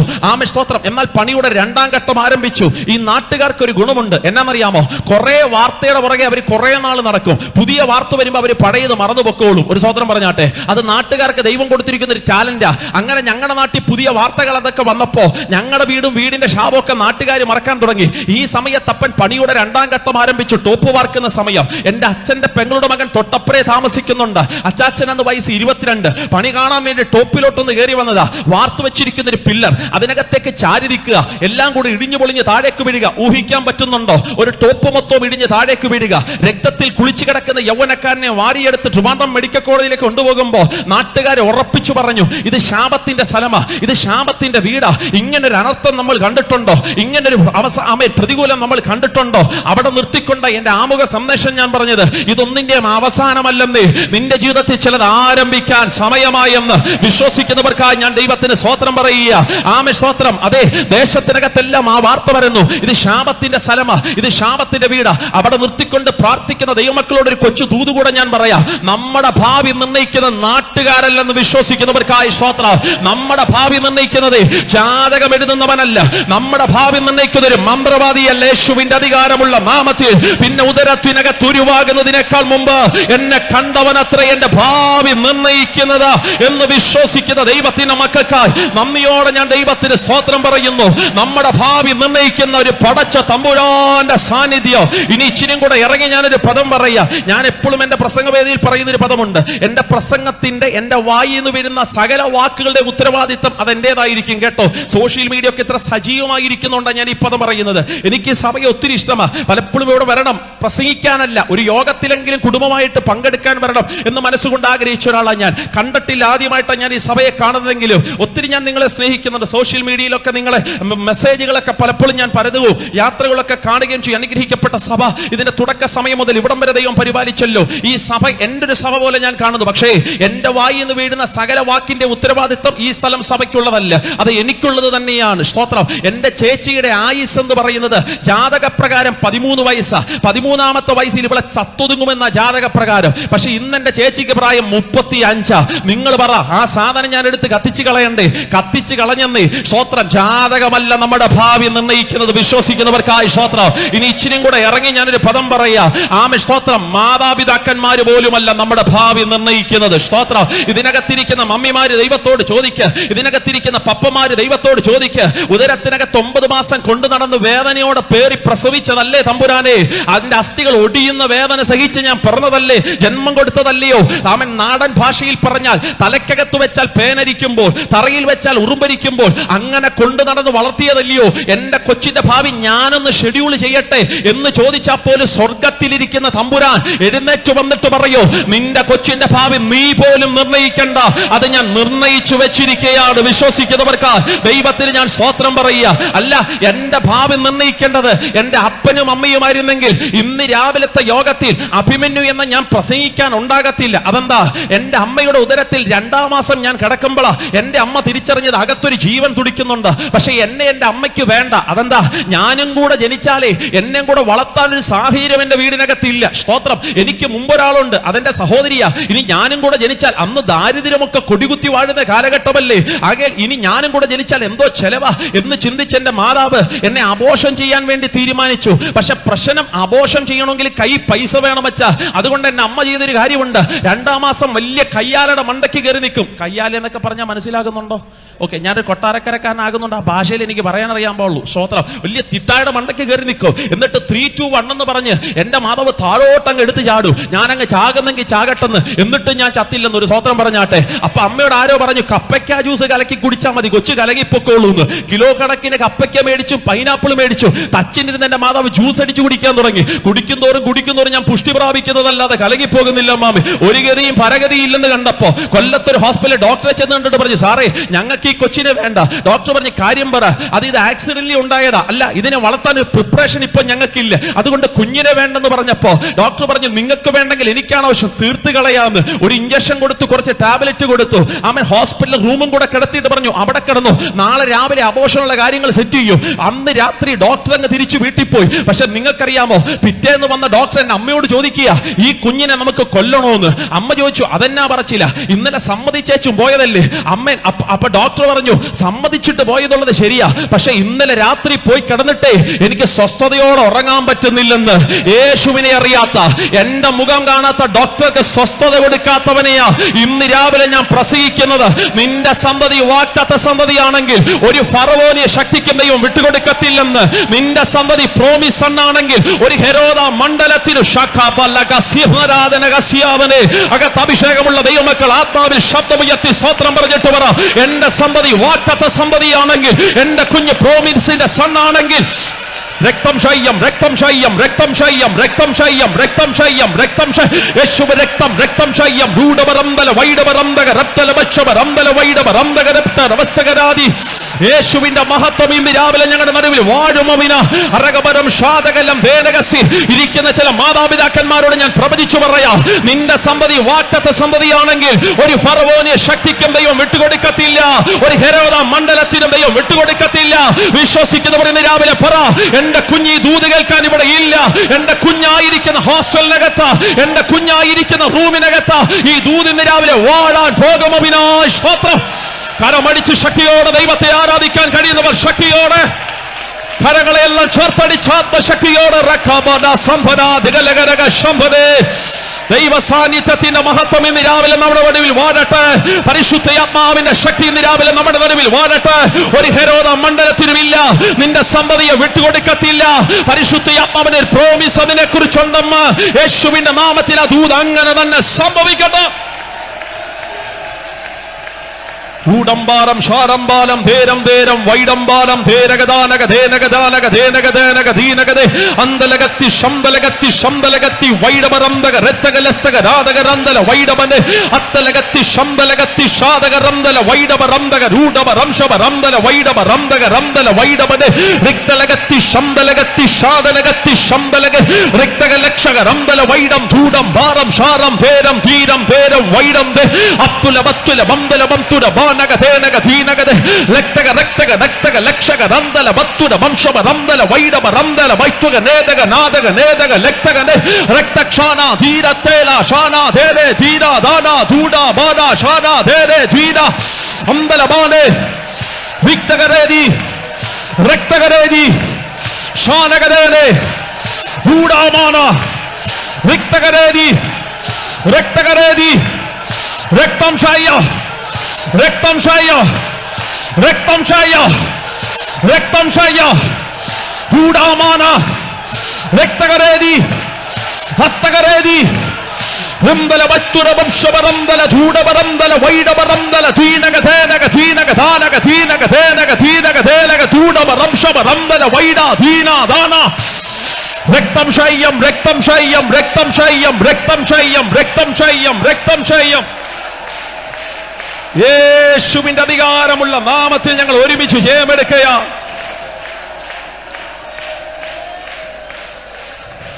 പലതും പറഞ്ഞ് ഡോക്ടർ കൗൺസിൽ ചെയ്യാൻ തുടങ്ങി എന്റെ മാതാവിനെ. പലതും പറഞ്ഞ് ഡോക്ടർ എന്റെ മാതാവിനെ കൗൺസിൽ ചെയ്യാൻ തുടങ്ങി. അവസാനം എന്റെ മമ്മി പറഞ്ഞു, ആമേൻ സ്തോത്രം, എന്നാ പിന്നാട്ടെ വരനടുത്ത് വെച്ച് കാണാം, ഇനി ഒരു കൊച്ചും കൂടെ, ആമേൻ, അല്ലാതെ പിന്നെ എന്നാ ചെയ്യാനാ, എന്നാ പിന്നെ സാറേ അബോഷം വേണ്ട, അബോഷം വേണ്ട എന്നുള്ളൊരു ക്രമീകരണത്തിൽ എന്റെ മാതാവ് ഹോസ്പിറ്റൽ റൂം വിട്ട് പുറത്തോട്ടിറങ്ങാൻ നേരം ഡോക്ടർ കൈയടിച്ച് വിളിച്ചിട്ട് പറഞ്ഞു, ഒരു കൊച്ചു പ്രശ്നമുണ്ട്. എന്നാ, ഇന്നലെ രാത്രി ഒരു ഇഞ്ചക്ഷൻ തന്നില്ലേ, കുറെ ടാബ്ലറ്റ് ഒക്കെ വാരി കഴിച്ചതല്ലേ, അതിന്റെ സൈഡ് എഫക്ട് കൊച്ചിനുണ്ടാകും. അമ്മ ചോദിച്ചു, അതിനിപ്പോ എന്നായിരിക്കും? അതൊരു കാലിന് നീളം കൂടുതലോ നീളം കുറവായിരിക്കും, നല്ലോണം നോക്കിക്കോണം കേട്ടോ, മീറ്റ് കഴിയുമ്പോൾ ഞാൻ ചാടിക്കുത്തി ഇറങ്ങിപ്പോവും, സ്തോത്രം. അല്ലെങ്കിൽ തലയൊട്ടി, കണ്ണിന്റെ കാശ്, എന്തേലും ഒരു കൊച്ചു പ്രശ്നം ഉണ്ടാകും, സ്തോത്രം. എന്റെ മാതാവ് ഈ പൈതൽ എന്താകും എന്നൊരു ചിന്തയില റൂം വിട്ട് പുറത്തോട്ട് ഇറങ്ങുന്നത്. ബൈബിളിനകത്ത് അങ്ങനെ ഒരു വാക്യമുണ്ട്, വായിച്ചിട്ടുണ്ടോ? ഈ പൈതൽ എന്താകും, വായിച്ചിട്ടുണ്ടോ? എവിടാ? യോഹന്നാന്റെ ജനനത്തിൽ യോഹന്നാനെ കാണാൻ വന്ന, ഞാൻ അവരെ വിളിക്കുന്ന മാനേഴ്സ് ഇല്ലാത്ത നാട്ടുകാർ, ബേബി കിറ്റും കൊടുത്ത് കൊച്ചിന് ഉമ്മയും കൊടുത്തിട്ട് പോകാനുള്ളതിന് പകരം മാനേഴ്സ് ഇല്ലാത്ത നാട്ടുകാർ ചോദിച്ചു, ഈ കൊച്ചെന്താകുമെന്ന്. അടുത്ത വാക്ക് എനിക്ക് ബൈബിളിൽ ഭയങ്കര ഇഷ്ടമാണ്. അവന്റെ അപ്പ സെക്കരിയാവ് കൈയെല്ലാം കൂടി ചുരുട്ടി പിടിച്ച് മേളിലോട്ട് കെട്ടി വെച്ചിട്ട്, ആഹാ എന്റെ കൊച്ചെന്താകും എന്ന് ചോദിച്ചോ. നിന്റെ കൊച്ചെന്താകും? അങ്ങനല്ല, അവന്റെ അപ്പ സെക്കരിയാവ് പരിശുദ്ധാത്മാവിൽ പ്രവചിക്കാൻ തുടങ്ങി. നീയോ പൈതലേ ദൈവത്തിന്റെ പ്രവാചകൻ എന്ന് വിളിക്കപ്പെടോ. നിന്റെ കൊച്ചെന്താകുന്നു നാട്ടുകാര് ബുദ്ധി കൊണ്ട് ചോദിക്കുമ്പോ അകത്ത് അഭിഷേകമുള്ള ദൈവമക്കൾ ബുദ്ധി കൊണ്ടല്ല മറുപടി പറയേണ്ടത്, അകത്തെ ആത്മശക്തി കൊണ്ട് മറുപടി പറയണോ. നീ ദൈവത്തിന്റെ പ്രവാചകനായി മാറോ. വിശ്വസിക്കുന്നവർക്കായി ഞാൻ ദൈവത്തിന് സ്വപ്നം പറയും. അങ്ങനെ എന്റെ മാതാവ് ഇനിയിപ്പോ ഇതെന്നാ ബൈ ബർത്തിലേ അറിയാൻ പറ്റുള്ളൂ, ഇനി എന്നാ കാലിന പ്രശ്നം ഉണ്ടാക്കുന്ന എന്നൊരു ചിന്തയിൽ റൂം വിട്ട് പുറത്തോട്ടിറങ്ങുകയാണ്, സ്തോത്രം. എന്റെ മാതാവ് സാക്ഷ്യം പറയുമ്പോൾ എടുത്തൊരു പദം പറയും, ആമേൻ. ആ ലേബർ കുമ്മി കിടക്കുന്ന എല്ലാ അമ്മമാരും എല്ലാ കുഞ്ഞുങ്ങൾക്കും ജന്മം കൊടുക്കുമ്പോൾ അവർ അപ്പനവരെ കാണാൻ വന്നത് വലിയ ലഡുവും ജിലേബിയൊക്കെ മേടിച്ചോണ്ടാണ്. പക്ഷെ നീ ജനിച്ചപ്പോൾ നിന്റെ അപ്പൻ നിന്നെ കാണാൻ വന്നത് നീളോട് ടേപ്പും മേടിച്ചോണ്ടാണ്, സ്തോത്രം. കാലൊക്കെ അളന്ന് നോക്കാം കൃത്യമാണോ എന്ന്. നേഴ്സ് ചോദിച്ചു, ഈ മനുഷ്യൻ പിടിച്ച് കൊച്ചുകാല് കാണിച്ച് എന്നാ കാണിക്കുന്നേ? എന്റെ അപ്പം പറഞ്ഞു, ചുപ്പരഹോ മിണ്ടല്, കാലിന്റെ നീളമൊക്കെ കറക്റ്റ് ആണെന്ന് നോക്കിക്കോട്ടെ എന്ന്. എന്റെ തമ്പുരാനിച്ച് നീളം കൂടുതലുണ്ടെങ്കിലേ ഉള്ളൂ. ഒരു സ്തോത്രം പറഞ്ഞാട്ടെ, സ്തോത്രം. നമ്മുടെ ഭാവി നിർണ്ണയിക്കുന്ന നമ്മുടെ പപ്പയല്ല, മമ്മിയല്ല, ജാതകമിടുന്നവനല്ല, മന്ത്രവാദിയല്ല. ഉദരത്തിനകത്തുരുവാകുന്നതിനേക്കാൾ മുമ്പ് കണ്ട എന്റെ സ്വർഗത്തിലെ ദൈവമായി എന്റെ കുഞ്ഞിന്റെ ഭാവി നിർണ്ണയിക്കുന്നത് എന്ന് വിശ്വസിക്കുന്നവർക്കായി നന്ദിയോടെ ഞാൻ ദൈവത്തിന് സ്തോത്രം പറയുക. പ്രതീക്ഷകളെല്ലാം അസ്തമിച്ചിരിക്കുന്ന രാത്രിയിൽ ഫ്രണ്ടിലോട്ടൊരു കസേര വലിച്ചിട്ട് ശാപം പിടിച്ച വീടിന്റെ അങ്കണത്തിനകത്തിന്റെ മാതാവ് മനസ്സുകൊണ്ടൊരു തീരുമാനമെടുത്തു. ഇനി പോയി പ്രാർത്ഥിക്കാത്ത സ്ഥലങ്ങളിലില്ല, ഇനി കഴിക്കാത്ത ഒരു പരിപാടിയും ബാക്കിയില്ല. ഇനിയിപ്പോ രക്ഷപ്പെടാൻ ഒറ്റ മാർഗമേ ഉള്ളൂ. അതെന്നാ? രക്തബന്ധങ്ങൾക്കില്ലാത്ത പ്രയാസം, ബന്ധുമിത്രാദികൾക്കില്ലാത്ത പ്രയാസം, നാട്ടുകാർക്കില്ലാത്ത പ്രയാസം, ഞങ്ങളുടെ വീടിനെതിരെ ആഞ്ഞടിച്ചു പിടിച്ചുകൊണ്ട് ഉയരുന്നെങ്കിൽ ഇനി രക്ഷപ്പെടാൻ ഒറ്റ മാർഗമേ ഉള്ളൂ. ആമേൻ. മരിക്കുക. ഇന്ന് രാത്രിയിൽ മരണം കൊണ്ടെല്ലാം അവസാനിപ്പിക്കാം. ഒരു വിശക്കുപ്പി അല്ലെങ്കിൽ ഒരു പിടി തുണ്ട് കയറ്. അന്ന് രാത്രി മരണത്തെ മുഖാമുഖം കണ്ട് ശാപം പിടിച്ച വീടിന്റെ അങ്കണത്തിൽ കസേര വലിച്ചിട്ടിരിക്കുന്ന രാത്രി, ആ രാത്രി എന്റെ മാതാവ് മനസ്സുകൊണ്ട് ഉറപ്പിച്ചു ഇതിന്റെ അവസാനത്തെ രാത്രിയാണ്. പക്ഷേ അന്ന് രാത്രിയിൽ എന്റെ മാതാവ് മരണം എന്ന് മനസ്സുകൊണ്ട് ആവർത്തിച്ചു പറഞ്ഞുകൊണ്ടിരിക്കുമ്പോ 2 വീടപ്പുറം മാറി ഒരു പെന്തക്കോസുകാരൻ ഉപദേശി, ഞങ്ങളുടെ നാട്ടിനകത്ത് അങ്ങനെ ഒരു ഉപദേശിയുണ്ട്. ആ മനുഷ്യനെ കുറിച്ച് ഒരു വാക്ക് പറയാതെ പോയാൽ നന്ദികേടാകോ. കാലിനൽപ്പ സ്വാധീനത്തിന്റെ കുറവുണ്ട്. മുടന്തി ഞങ്ങളുടെ നാട്ടിലോട്ട് വരൂ. എല്ലാ നാട്ടിലും അങ്ങനെയുള്ള സുവിശേഷകന്മാരുണ്ടെന്നാണ് ഞങ്ങളുടെ വിശ്വാസം. ഞങ്ങളുടെ നാട്ടിൽ അവരെ സഞ്ചാരി ഉപദേശി എന്നും സഞ്ജു ഉപദേശി എന്നും ഒക്കെ സുവിശേഷകന്മാരെന്നൊക്കെ പറയും. എല്ലാ നാട്ടിലും അങ്ങനെ ഉണ്ട്, ഇവിടെയും അങ്ങനെ ഉണ്ട്. വീടാന്തരം കയറി ഇറങ്ങി ട്രാക്ടൊക്കെ കൊടുത്ത് എനിക്ക് തോന്നുന്നു പ്രതിഫലം വിഭജിക്കുന്ന നാളിൽ ഞങ്ങളെക്കാൾ കൂടുതൽ അവർക്കാണ് പ്രതിഫലം കിട്ടാൻ സാധ്യത. വെയിലെന്ന് നോക്കാതെ, മഴയെന്ന് നോക്കാതെ വീടാന്തരം കയറി ഇറങ്ങി സുവിശേഷമൊക്കെ പറയുന്ന സാധുക്കളും സാധാരണക്കാരുമായ ദൈവദാസന്മാർ. ആമേൻ. അങ്ങനെ ഒരു മനുഷ്യൻ ഞങ്ങളുടെ നാട്ടിൽ എല്ലാ മാസവും വരും. അദ്ദേഹത്തെ കാണുമ്പോഴേ വീടുകളെല്ലാം കൊട്ടിയടയ്ക്കും. പക്ഷെ അദ്ദേഹത്തിന് അതൊരു വിഷയമല്ല. എല്ലാ മാസവും ഞങ്ങളുടെ ദേശത്ത് വരും, വീടാന്തരം കയറി ഇറങ്ങി പ്രാർത്ഥിക്കോ. അങ്ങനെ ഒരു മനുഷ്യനുണ്ട്. എന്റെ മാതാവ് മരിക്കാനിരുന്ന രാത്രിയുടെ പകലുണ്ടല്ലോ, ആ മനുഷ്യൻ ഞങ്ങളുടെ നാട്ടിലുണ്ടായിരുന്നു. പകൽ തുടങ്ങിയ തന്റെ സുവിശേഷ പ്രവർത്തനം അച്ഛ വൈകിട്ട് പരിസമാപ്തിയിലേക്ക് എത്തിക്കുക. ആരെങ്കിലും തനിക്ക് വെള്ളം കൊടുത്തിട്ടുണ്ടോ എന്ന് എനിക്കറിയത്തില്ല, എവിടെന്നെങ്കിലും ഫുഡ് കഴിച്ചിട്ടുണ്ടോ അതെനിക്കറിയത്തില്ല. പക്ഷെ വൈകിട്ട് തന്റെ സുവിശേഷ പ്രവർത്തനം അവസാനത്തെ വീട്ടിലും കയറി പ്രാർത്ഥിച്ച് ഇറങ്ങാൻ നേരമേ സ്വർഗം തുറന്നിട്ട് ആ മനുഷ്യനോട് പറഞ്ഞു, എന്റെ ഭക്തനെ, ഇന്ന് രാത്രി നീ ദേശം വിട്ടു പോകല്ലേ, ഈ ദേശത്തിന്റെ നടുവിൽ ഒരു പ്രാർത്ഥന നീ സംഘടിപ്പിക്കണം. ആ മനുഷ്യൻ ചോദിച്ചു, പ്രാർത്ഥനയോ? എന്തിനാപ്പാ? ദൈവം തന്നോട് ഉറപ്പിച്ചു പറഞ്ഞു, ഇന്ന് രാത്രി ദേശത്തിനകത്ത് നീ ഒരു പ്രാർത്ഥന യോഗം സംഘടിപ്പിച്ചാൽ മരണത്തിന്റെ കുരുക്കുകളെ ഇന്ന് രാത്രി ഞാൻ അഴിച്ചു കാണിക്കോ. ദൈവം തന്നോട് പറഞ്ഞതിന്റെ ഒറ്റപ്പേരിൽ ഓടനാവട്ടം മർത്തോമ പള്ളിയിൽ പോകുന്ന കുഞ്ഞുമോൾ എന്ന് പറയുന്ന സഹോദരി, ഞാൻ ആ പേരൊക്കെ എടുത്തു പറയുന്ന സാക്ഷ്യത്തിന്റെ ഡെപ്ത് നിങ്ങൾക്ക് മനസ്സിലാകാനാ. ആമൻ. ഓടനാവട്ടം മർത്തോമ പള്ളിയിൽ പോകുന്ന കുഞ്ഞുമോൾ എന്ന് പറയുന്ന സഹോദരിയുടെ വീടിനകത്ത് കയറി ആ മനുഷ്യൻ ചോദിച്ചു, സഹോദരി ഇത്തിരി നേരത്തേക്ക് വീടൊന്ന് വിട്ടുതരാമോ? ആ സഹോദരി ചോദിച്ചു, എന്തോ പാസ്റ്ററെ കാര്യോ? അദ്ദേഹം പറഞ്ഞു, ദൈവം എന്നോട് പറയുന്നു ഇന്ന് രാത്രി ദേശത്തിനകത്ത് മരണത്തിന്റെ കെടികളെ അഴിക്കാൻ ദൈവത്തിന് പദ്ധതിയുണ്ടെന്ന്. ആ സഹോദരിയുടെ ഹൃദയം, ലുദിയായുടെ ഹൃദയം തുറക്കപ്പെട്ടതുപോലെ തുറക്കപ്പെട്ടിട്ട് ആ സഹോദരി പറഞ്ഞു, പാസ്റ്ററുടെ കാര്യം ചെയ്യും, വീടിനകത്ത് കൊച്ചു വീടാ, ആമൻ, കുഞ്ഞൊരു വീടാ, വീടിനകത്ത് പ്രാർത്ഥന നടത്തിയാൽ ആരറിയാനാ? പാസ്റ്ററുടെ കാര്യം ചെയ്തോ, വീടിന്റെ മിറ്റം തെരഞ്ഞെടുത്തോ, ചരലുകൊണ്ട് നിറയപ്പെട്ട മിറ്റം, ഒന്നും നോക്കിയില്ല, കുറെ പുൽപ്പാ വാരിക്കൊണ്ടിട്ടു. ആമൻ. ഞാൻ ഇവിടെ വന്നപ്പോൾ എനിക്ക് ഒത്തിരി സന്തോഷം തോന്നി. അനുഗ്രഹിക്കപ്പെട്ട സൗണ്ട് സിസ്റ്റം, മനോഹരമായ നല്ല ഫീഡ്ബാക്ക്, ഒരു കൊച്ചു സെൻട്രൽ കൺവെൻഷൻ പ്രസംഗിക്കുന്ന എല്ലാ സിസ്റ്റങ്ങളും ഇവിടെ ഉണ്ട്. എനിക്ക് ഒട്ടും സ്ട്രെയിൻ എടുക്കേണ്ടി വരുന്നില്ല. പക്ഷേ ആമൻ, ഞങ്ങളുടെ ദേശത്തിനകത്ത് ഉപദേശി സ്വോത്രം പറഞ്ഞു തുടങ്ങുന്ന മീറ്റിംഗിനകത്ത് ഒറ്റ മൈക്ക് സെറ്റ് ഇല്ല, ഒരു ട്യൂബിന്റെ വെളിച്ചവും ഇല്ല. ദൈവം തന്നോട് പറഞ്ഞ രാത്രിയിൽ പെട്ടെന്ന് ക്രമീകരിക്കപ്പെട്ട യോഗം. ആ വീട്ടിൽ നിന്ന് അരണ്ടിറങ്ങുന്ന വെളിച്ചത്തിനകത്ത് കൃപ പ്രാപിച്ച ഉപദേശി ആ പുൽപ്പായ്ക്കകത്ത് മുട്ടുമടക്കി തന്റെ പതിഞ്ഞ സ്വരത്തെക്കാൾ ശബ്ദമുയർത്തി ആ മനുഷ്യൻ സ്തോത്രം ചൊല്ലാൻ തുടങ്ങി. നിങ്ങൾക്കറിയാമോ, അദ്ദേഹം സ്തോത്രം പറഞ്ഞുകൊണ്ടിരുന്നപ്പോൾ ഞങ്ങളുടെ നാട്ടിൽ ദൈവം ഒരു ഉണർവ് അയച്ചു. ആദ്യമായിട്ട് ഞങ്ങളുടെ നാട്ടിൽ അങ്ങനെ റിവൈവൽ നടക്കുന്നേ. പേരിന് മാത്രം ഞായറാഴ്ച പള്ളിയിൽ പോയിരിക്കുന്ന ക്രിസ്ത്യാനി കുടുംബങ്ങൾ ഒരുങ്ങിയിറങ്ങി ഒരു കുഞ്ഞാടിനെ പോലെ യോഗത്തിൽ വന്നിരിക്കാൻ തുടങ്ങി. ഇന്ന് രാത്രി സ്ഥലം സഭ ഈ പകൽ വിശ്വസിക്കാമെങ്കിൽ ഒരു ദൂത് ഞാൻ പറയാ, അഭിഷേകമുള്ളവന്റെ വായിന്ന് വീഴുന്ന സ്തോത്രത്തിനൊരു ശക്തി ഉണ്ടച്ചാ. ദേശത്തിനകത്ത് കൊട്ടിയടക്കപ്പെട്ടു പോയ ചില വാതിലുകൾ ഒരു കാന്തം മുട്ടുസൂചി ആകർഷിക്കുന്നത് പോലെ ദൈവം ചിലതിനെ വലിച്ചു പുറത്തു കൊണ്ടുവരാൻ അഭിഷേകമുള്ളവന്റെ ശക്തിക്കൊരു പ്രാധാന്യത ഉണ്ടെന്ന് വിശ്വസിക്കുന്നവർക്ക് നന്ദിയോടെ ഞാൻ ദൈവത്തിന് സ്തോത്രം പറയുക. ആ മനുഷ്യൻ നോക്കിയപ്പോ 8-9 ക്രിസ്ത്യാനി കുടുംബങ്ങൾ വന്നിരിക്കാൻ തുടങ്ങി. ആ മനുഷ്യൻ ചോദിച്ചു, കർത്താവ്, ഈ സഹോദരിയാണോ നിനക്ക് മരണത്തിൽ നിന്ന് എഴുന്നേൽപ്പിക്കാൻ പദ്ധതി? ദൈവം പറഞ്ഞു, അവളല്ല. അടുത്ത ആളിനെ ചൂണ്ടിട്ട് പറഞ്ഞു, ഈ സഹോദരിയാണോ? ആ മനുഷ്യനോട് പറഞ്ഞു, അതല്ല, ഒരുവൾ ഉണ്ടടാ, അവളെ ഇന്ന് രാത്രി ഞാൻ ഈ പായ്ക്കകത്ത് കൊണ്ടുവരൂ. ആ മനുഷ്യൻ ചോദിച്ചു, ഇനി ഞാൻ എന്നാ വേണം കർത്താവേ? ദൈവം തന്നോട് പറഞ്ഞു, ഒരു പാട്ടുപാടി എന്നെ ആരാധിക്കണം. തന്റെ മുഴുവൻ ആർജവും ശബ്ദമെടുത്തു. ക്രൈസ്തവ കൈരളിക്ക് മറക്കാൻ കഴിയാത്ത പാട്ടിന്റെ ശബ്ദം താൻ പാടാൻ തുടങ്ങി. പാട്ടിന്റെ ആദ്യത്തെ ഈരടികൾ ഇങ്ങനെ ആരംഭിക്കുന്നു, കരുതുന്നവൻ ഞാനല്ലയോ, കലങ്ങുന്നത് എന്തിന് നീ, കണ്ണുനീരിന്റെ താഴ്വരയിൽ ഞാൻ നിന്നെ കൈവിടുമോ? ആ മനുഷ്യൻ അന്ന് രാത്രി പാടി തുടങ്ങിയ പാട്ട് എനിക്ക് ഇന്നും അറിയത്തില്ല അവിടെ ഇരുന്ന ഏതെങ്കിലും ക്രിസ്ത്യാനികളെ ആ പാട്ട് സ്പർശിച്ചോ എന്ന്. പക്ഷെ അമ്മാമേ 2 വീട് അപ്പുറം മാറി ഒരു ശാപം പിടിച്ച വീടിന്റെ അങ്കണത്തിൽ അന്ന് രാത്രി മരണം കാത്തിരിക്കുന്ന ഹൈന്ദവ മാർഗത്തിനകത്തുള്ള എന്റെ മാതാവിന്റെ കാതിരകത്തല്ല, ഹൃദയത്തിനകത്തേക്ക് അവര് വന്ന് പതിച്ചു. ആദ്യമായി എന്റെ അമ്മ ജീവനുള്ള യേശുവിനോട് പ്രതികരിക്കാൻ തുടങ്ങി. കരുതുന്നൊരു ദൈവം ജീവിച്ചിരിപ്പുണ്ടോ? കലങ്ങുന്നത് എന്തിനാന്ന് തോന്നുന്ന ഒരു ദൈവം ജീവിച്ചിരിപ്പുണ്ടോ? മീറ്റിംഗിൽ പോകണമെന്ന് ആഗ്രഹമുണ്ട്, പക്ഷെ പോകാൻ കഴിയുന്നില്ല. ആ പാരമ്പര്യത്തിന്റെ കസേരയിൽ താൻ പിടിമുറുക്കിയിരിക്കുമ്പോ പാട്ടിന്റെ 2ാമത്തെ സ്റ്റാൻസ് എത്തി, ഞാൻ അബ്രഹാമിന്റെ ദൈവമല്ലയോ, ഞാൻ നിനക്കായി അത്ഭുതങ്ങൾ ചെയ്യുകയില്ലയോ? ഈ വരി കേട്ടപ്പോ പിന്നെ എന്റെ അമ്മയ്ക്ക് ഇരിക്കാൻ പറ്റുന്നില്ല. എന്റെ മാതാവ് കസേര വിട്ട് ചാടി എഴുന്നേറ്റു. ആമേൻ. മീറ്റിങ്ങിനെ ലക്ഷ്യമാക്കി ഓടാൻ തുടങ്ങി. പക്ഷെ നിങ്ങൾ ഇരിക്കുന്നത് പോലെ ഇങ്ങനെ പബ്ലിക്കിൽ ഇരിക്കാൻ എന്റെ അമ്മയ്ക്ക് അറിയില്ല. അതുകൊണ്ട് എന്റെ അമ്മ ചെയ്തൊരു കാര്യമുണ്ട്. ആ മിറ്റത്തിന്റെ ഓരം ഇങ്ങനെ തെന്നിമാറി ഏറ്റവും പുറകുവശത്ത് നട്ടിരുന്നൊരു വാഴയുണ്ട്. ആ വാഴയുടെ ചെളിക്കൂട്ടത്തിനകത്തേക്ക് സാധുവായി എന്റെ മാതാവ് പോയിരുന്നു. അവിടെ ഇരുന്നു കൊണ്ട് പെന്തക്കോസിന്റെ ആദ്യത്തെ പ്രാർത്ഥന എന്റെ മാതാവ് പ്രാർത്ഥിച്ചു. എപ്പോഴും സാക്ഷ്യം പറയുമ്പോൾ ഒരു പദം ഞാൻ ഇറങ്ങി പറയാറുണ്ട്. എല്ലാ വേദിയിലും ഞാനത് പറയാറുണ്ട്. പെന്തക്കോസിന്റെ ആദ്യത്തെ പ്രാർത്ഥന എന്റെ മാതാവ് അറ്റൻഡ് ചെയ്യുന്നത് ഒരു ഫാനിന്റെ കീഴിലല്ല, ഒരു AC റൂമിനകത്തല്ല, ശീതീകരിച്ചൊരു അന്തരീക്ഷത്തിനകത്തല്ല, ഒരു പായ്ക്കകത്ത് പോലുമല്ല. പെന്തക്കോസിന്റെ ആദ്യത്തെ പ്രാർത്ഥന എന്റെ മാതാവ് അറ്റൻഡ് ചെയ്യുന്നത് ഒരു വാടിയുടെ ചെളിക്കകത്തിരുന്നു കൊണ്ട്. അവിടെ നിന്നുകൊണ്ട് ഞാൻ കൊച്ചു ദൂത് പറയാ, സ്വർഗത്തിനകത്തൊരു വലിയ ഡയറി ഉണ്ടെങ്കിൽ അത് നീതിയുടെ ഡയറി ആണെങ്കിൽ, അത് കർത്താവ് നീതിപൂർവം എന്തെങ്കിലും എഴുതി വെക്കാറുണ്ടെങ്കിൽ അന്നേ ദൈവം എഴുതി വെച്ച് കാണും. അമ്മാമേ, ഇന്ന് നീ വാഴയുടെ ചുവട്ടിലായി ഇരിക്കുന്നേ, ഇന്ന് നീ ചെളിക്കൂട്ടത്തിനകത്തായി ഇരിക്കുന്നേ, ഇന്ന് നീ കഷ്ടതയുടെ കണ്ണുനീരിനകത്തായി ഇരിക്കുന്നേ. പക്ഷെ ഞാൻ നിന്നെ നോക്കി ഒരു പ്രോമിസ് പറയാ, നിന്റെ ഇരിപ്പ് ഇവിടെ ആണെങ്കിലോ, നിന്റെ തുടക്കം ഇവിടെ ആണെങ്കിലോ, നിന്റെ ഒടുക്കം ഇവിടെ ആകാൻ സാധ്യതയില്ല.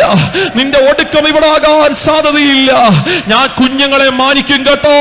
ഞാൻ തലമുറകളെ അങ്ങ് നീതിയാക്കി കടക്കിടും കേട്ടോ. കുഞ്ഞുങ്ങളെ ഞാൻ അങ്ങ് ഉയർത്തിക്കൊണ്ടുവരാൻ കേട്ടോ.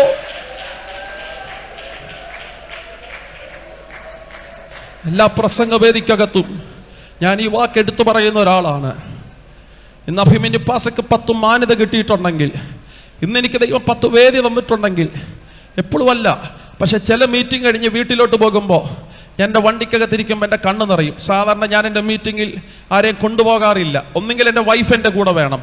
അല്ലാതെ ചർച്ചിൽ ഇന്നും വണ്ടി ഡ്രൈവ് ചെയ്യാൻ കഴിയുന്ന പ്രാപ്തിയുള്ള ഒത്തിരി കുഞ്ഞുങ്ങളുണ്ട്. പക്ഷെ അവരെ ആരെയും കൊണ്ടുപോകാൻ മാനുഷിക തലത്തിൽ എനിക്ക് ഇഷ്ടമല്ല. കൊണ്ടുപോയാൽ എനിക്ക് സന്തോഷമാണ്, എനിക്ക് അത്ര സ്ട്രെയിൻ കുറച്ച് വണ്ടി ഓടിച്ചാൽ മതി. പക്ഷെ അവരെ ഞാൻ കൊണ്ടുപോകാത്തതിൻ്റെ കാര്യം, വണ്ടിക്കകത്ത് ഒറ്റയ്ക്കിരിക്കുമ്പോഴാണ് ഞാൻ എൻ്റെ ദൈവത്തോട് ഒത്തിരി സംസാരിക്കുന്നേ. ചിലപ്പോൾ കണ്ണൊക്കെ നിറയും.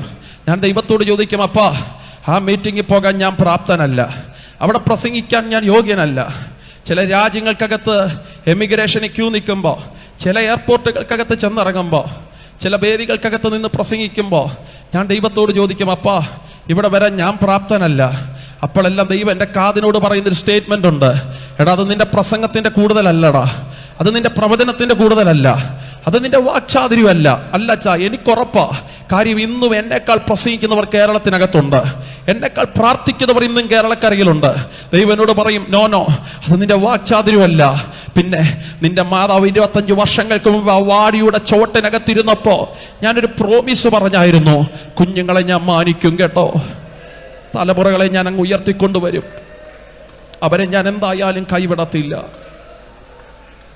ഇന്ന് രാവിലെ ഈ പ്രസംഗവേദിക്കകത്ത് നിൽക്കുമ്പോൾ ഇരിക്കുന്ന സകല മാതാപിതാക്കന്മാരോട് ഞാൻ പറയാം, കരിസ്മ ക്രൂസൈഡിന്റെ 2ാമത്തെ പകൽ ഈ ചൂടത്ത് നിങ്ങൾ വന്നിരിക്കുന്നെങ്കിൽ ഇതിന്റെ നീതി ഇന്നല്ല ദൈവം വെളിപ്പെടുത്തുന്നേ. മക്കളുടെ കാലഘട്ടം ഒന്ന് എത്തട്ടെ, കൊച്ചുമക്കളുടെ കാലഘട്ടം ഒന്ന് എത്തട്ടെ. അവൻ അസാധാരണമായി നിന്റെ മാനിക്കുന്ന ദൈവമാ. അല്ല, പാട്ടുകാരൻ പാടുന്നത് പോലെ, അന്നേ മരിച്ചുപോയെങ്കിൽ എൻ ദൈവമേ ഞാൻ ചെന്നേനെയാ വൻ നരകമതി. സ്തോത്രം. പാപത്തിന്റെ കുടഞ്ഞ ചേറ്റിനകത്താണ്ടുപോയ നമ്മളെ പാറമേൽ കരം പിടിച്ചുയർത്തിയ ഒരു ദൈവത്തിന്റെ സാന്നിധ്യമല്ലയോ ഇന്ന് രാവിലെ നമ്മൾ തിരിച്ചറിയുന്നത്.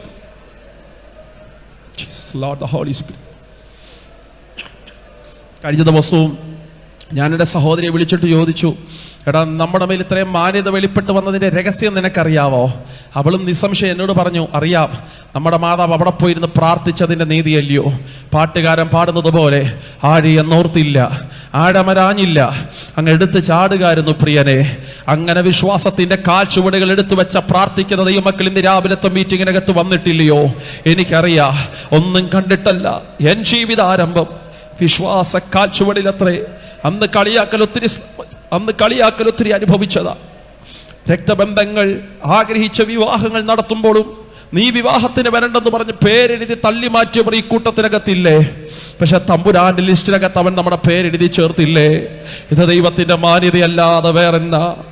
ഇന്ന് ഞങ്ങളുടെ ബന്ധുമിത്രാദികൾ ഒരുത്തിന്റെ കല്യാണം നടന്നു കഴിഞ്ഞാൽ ആദ്യം അഡ്രസ് എടുത്ത്, ആദ്യം നമ്പർ എടുത്ത് വിളിക്കും, നിങ്ങൾക്കന്ന് സമയമുണ്ടോന്നാ. അന്ന് സഹിച്ച സകല നിന്നയുടെയും സകല പഴിയുടെയും മറുപടികൾ വാക്തത്വം നൽകിയപ്പോൾ ഒരുമിച്ച് നൽകി മാനിച്ചൊരു ദൈവം. ആമേൻ. ദാവീദ് പറയുന്നൊരു സ്റ്റേറ്റ്മെന്റ് നിങ്ങൾ വായിച്ചിട്ടുണ്ടോ? ദാവീദ് പറയാച്ച ഏറ്റവും ശക്തമായൊരു വാക്കാ, ഞാൻ ബാലനായിരുന്നെന്ന്, പക്ഷെ ഇപ്പൊ ഞാൻ വൃദ്ധനാണെന്ന്. ഇതിനിടെ ദാവീദ് പറയാ, ഞാൻ പലതും കണ്ടിട്ടുണ്ട്. ഹലോ, ബാലന്റെ വൃത്തന്റെ ഇടയിൽ നീ എന്തെല്ലാം കണ്ടിട്ടുണ്ട് ദാവീദേ? ദാവീദ് പറയും, പട കണ്ടിട്ടുണ്ട്, പടച്ചട്ട കണ്ടിട്ടുണ്ട്, യുദ്ധം കണ്ടിട്ടുണ്ട്, യുദ്ധക്കളം കണ്ടിട്ടുണ്ട്, യുദ്ധശ്രുതി കണ്ടു, പക്ഷെ ബാലന്റെ വൃത്തന്റെ ഇടയിൽ ഒന്നു മാത്രം ഞാൻ കണ്ടിട്ടില്ല. എന്താ ദാവീദേ നീ കാണാത്ത? ദാവീദ് പറയാ, നീതിമാൻ തുണയില്ലാതിരിക്കുന്നതും അവന്റെ സന്തതി ആഹാരം ഇറക്കുന്നതും മാത്രം ഞാൻ കണ്ടിട്ടില്ല. അതെന്താ ദാവീദേ നീ ഇതിനിടയിൽ അത് മാത്രം കാണാഞ്ഞേ? അങ്ങനെ കാണിക്കുന്നൊരു ദൈവത്തെ അല്ല നമ്മൾ ഇന്ന് രാവിലെ ആരാധിക്കുന്നത്.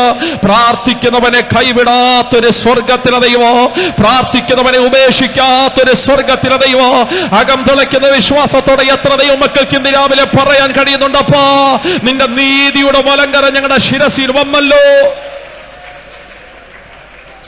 എന്റെ മാതാവ് വാഴയുടെ ചുവട്ടിനകത്തിരുന്ന് ഒറ്റ വാക്കേ പറഞ്ഞോളൂ, ജീവിക്കുന്നൊരു ദൈവമുണ്ടെങ്കിൽ, ജീവനുള്ളൊരു ദൈവമുണ്ടെങ്കിൽ. എനിക്കൊരു കാര്യം അറിയണം, എന്റെ വീടിന്റെ ശാപമടിക്കേണ്ട, മക്കളെ മാനിക്കേണ്ട, പക്ഷേ നീ ജീവിക്കുന്നവനാണെങ്കിൽ ഈ വാഴയുടെ മറവിൽ ഞാൻ വന്നിരുന്നത് കാണാൻ കഴിവുള്ള രണ്ട് കണ്ണുകൾ അന്ന് ഉയരത്തിനകത്തുണ്ടെങ്കിൽ ഇന്ന് രാത്രിയിൽ നീ ഇങ്ങോട്ടൊന്ന് ഇറങ്ങി വാപ്പാ, എനിക്ക് നിന്നെ ഒന്ന് കാണണോ. പെന്തക്കോസിലെ ആദ്യത്തെ പ്രാർത്ഥന എന്റെ മാതാവ് പ്രാർത്ഥിക്കുന്നത് യേശുവിനെ ഒന്ന് കാണണോ. ആമേൻ. എന്റെ മാതാവ് അടുത്ത് പറയുന്ന വാക്ക്, ഞാനത് പറഞ്ഞുകൊണ്ടിരിക്കുമ്പോഴാണ് ഞാനൊരുവനെ കാണുകയാണ്, തേജസ്സൊക്കെ വാരി ചുറ്റിയിട്ട് മഹത്വത്തിന്റെ മേഘത്തിനകത്തേക്ക് ഒരുവൻ ഇറങ്ങി വരുന്നു. കണ്ടാൽ മനുഷ്യനെ പോലെ രൂപം, പക്ഷെ അവൻ ഇറങ്ങി വന്നതൊരു മേഘത്തിനകത്താണ്. അന്ന് പകൽ നമ്മൾ ആരാധിക്കുന്ന ഒരു അമ്മൂമ്മക്കഥയുടെ ദൈവമല്ല, നമ്മൾ ആരാധിക്കുന്ന ഒരു കെട്ടുകഥയുടെ ദൈവമല്ല. എന്റെ യേശുവിനെ പോലെ ജീവിക്കുന്ന വേറൊരു ദൈവമില്ല. വിശ്വസിക്കുന്നവർ ആത്മാവിൽ പറഞ്ഞേ, എന്റെ പ്രാണപ്രിയനോ അവൻ 10,000 അതിസുംബരനപ്രേ. ഇന്നും എന്റെ ശുശ്രൂഷകൾക്കകത്ത് അല്പ ക്ഷീണം വരുമ്പോ ഞാൻ ആദ്യം വിളിക്കുന്നത് എന്റെ മാതാവിനെയാ. തമ്പുരാന്റെ കൃപയാൽ ആമേൻ 14-ാം വയസ്സിൽ എന്റെ പ്രസംഗ ജീവിതം ഞാൻ ആരംഭിക്കുന്നേ. ഇന്ന് എന്റെ പ്രായം 33. 19 വർഷങ്ങളായി പ്രസംഗ ശുശ്രൂഷ ജീവിതത്തിനിടയിൽ ദൈവകൃപയാൽ ഒത്തിരി പ്രവാചകന്മാരുടെ കണക്ഷൻ എനിക്ക് ദൈവം തന്നിട്ടുണ്ട്.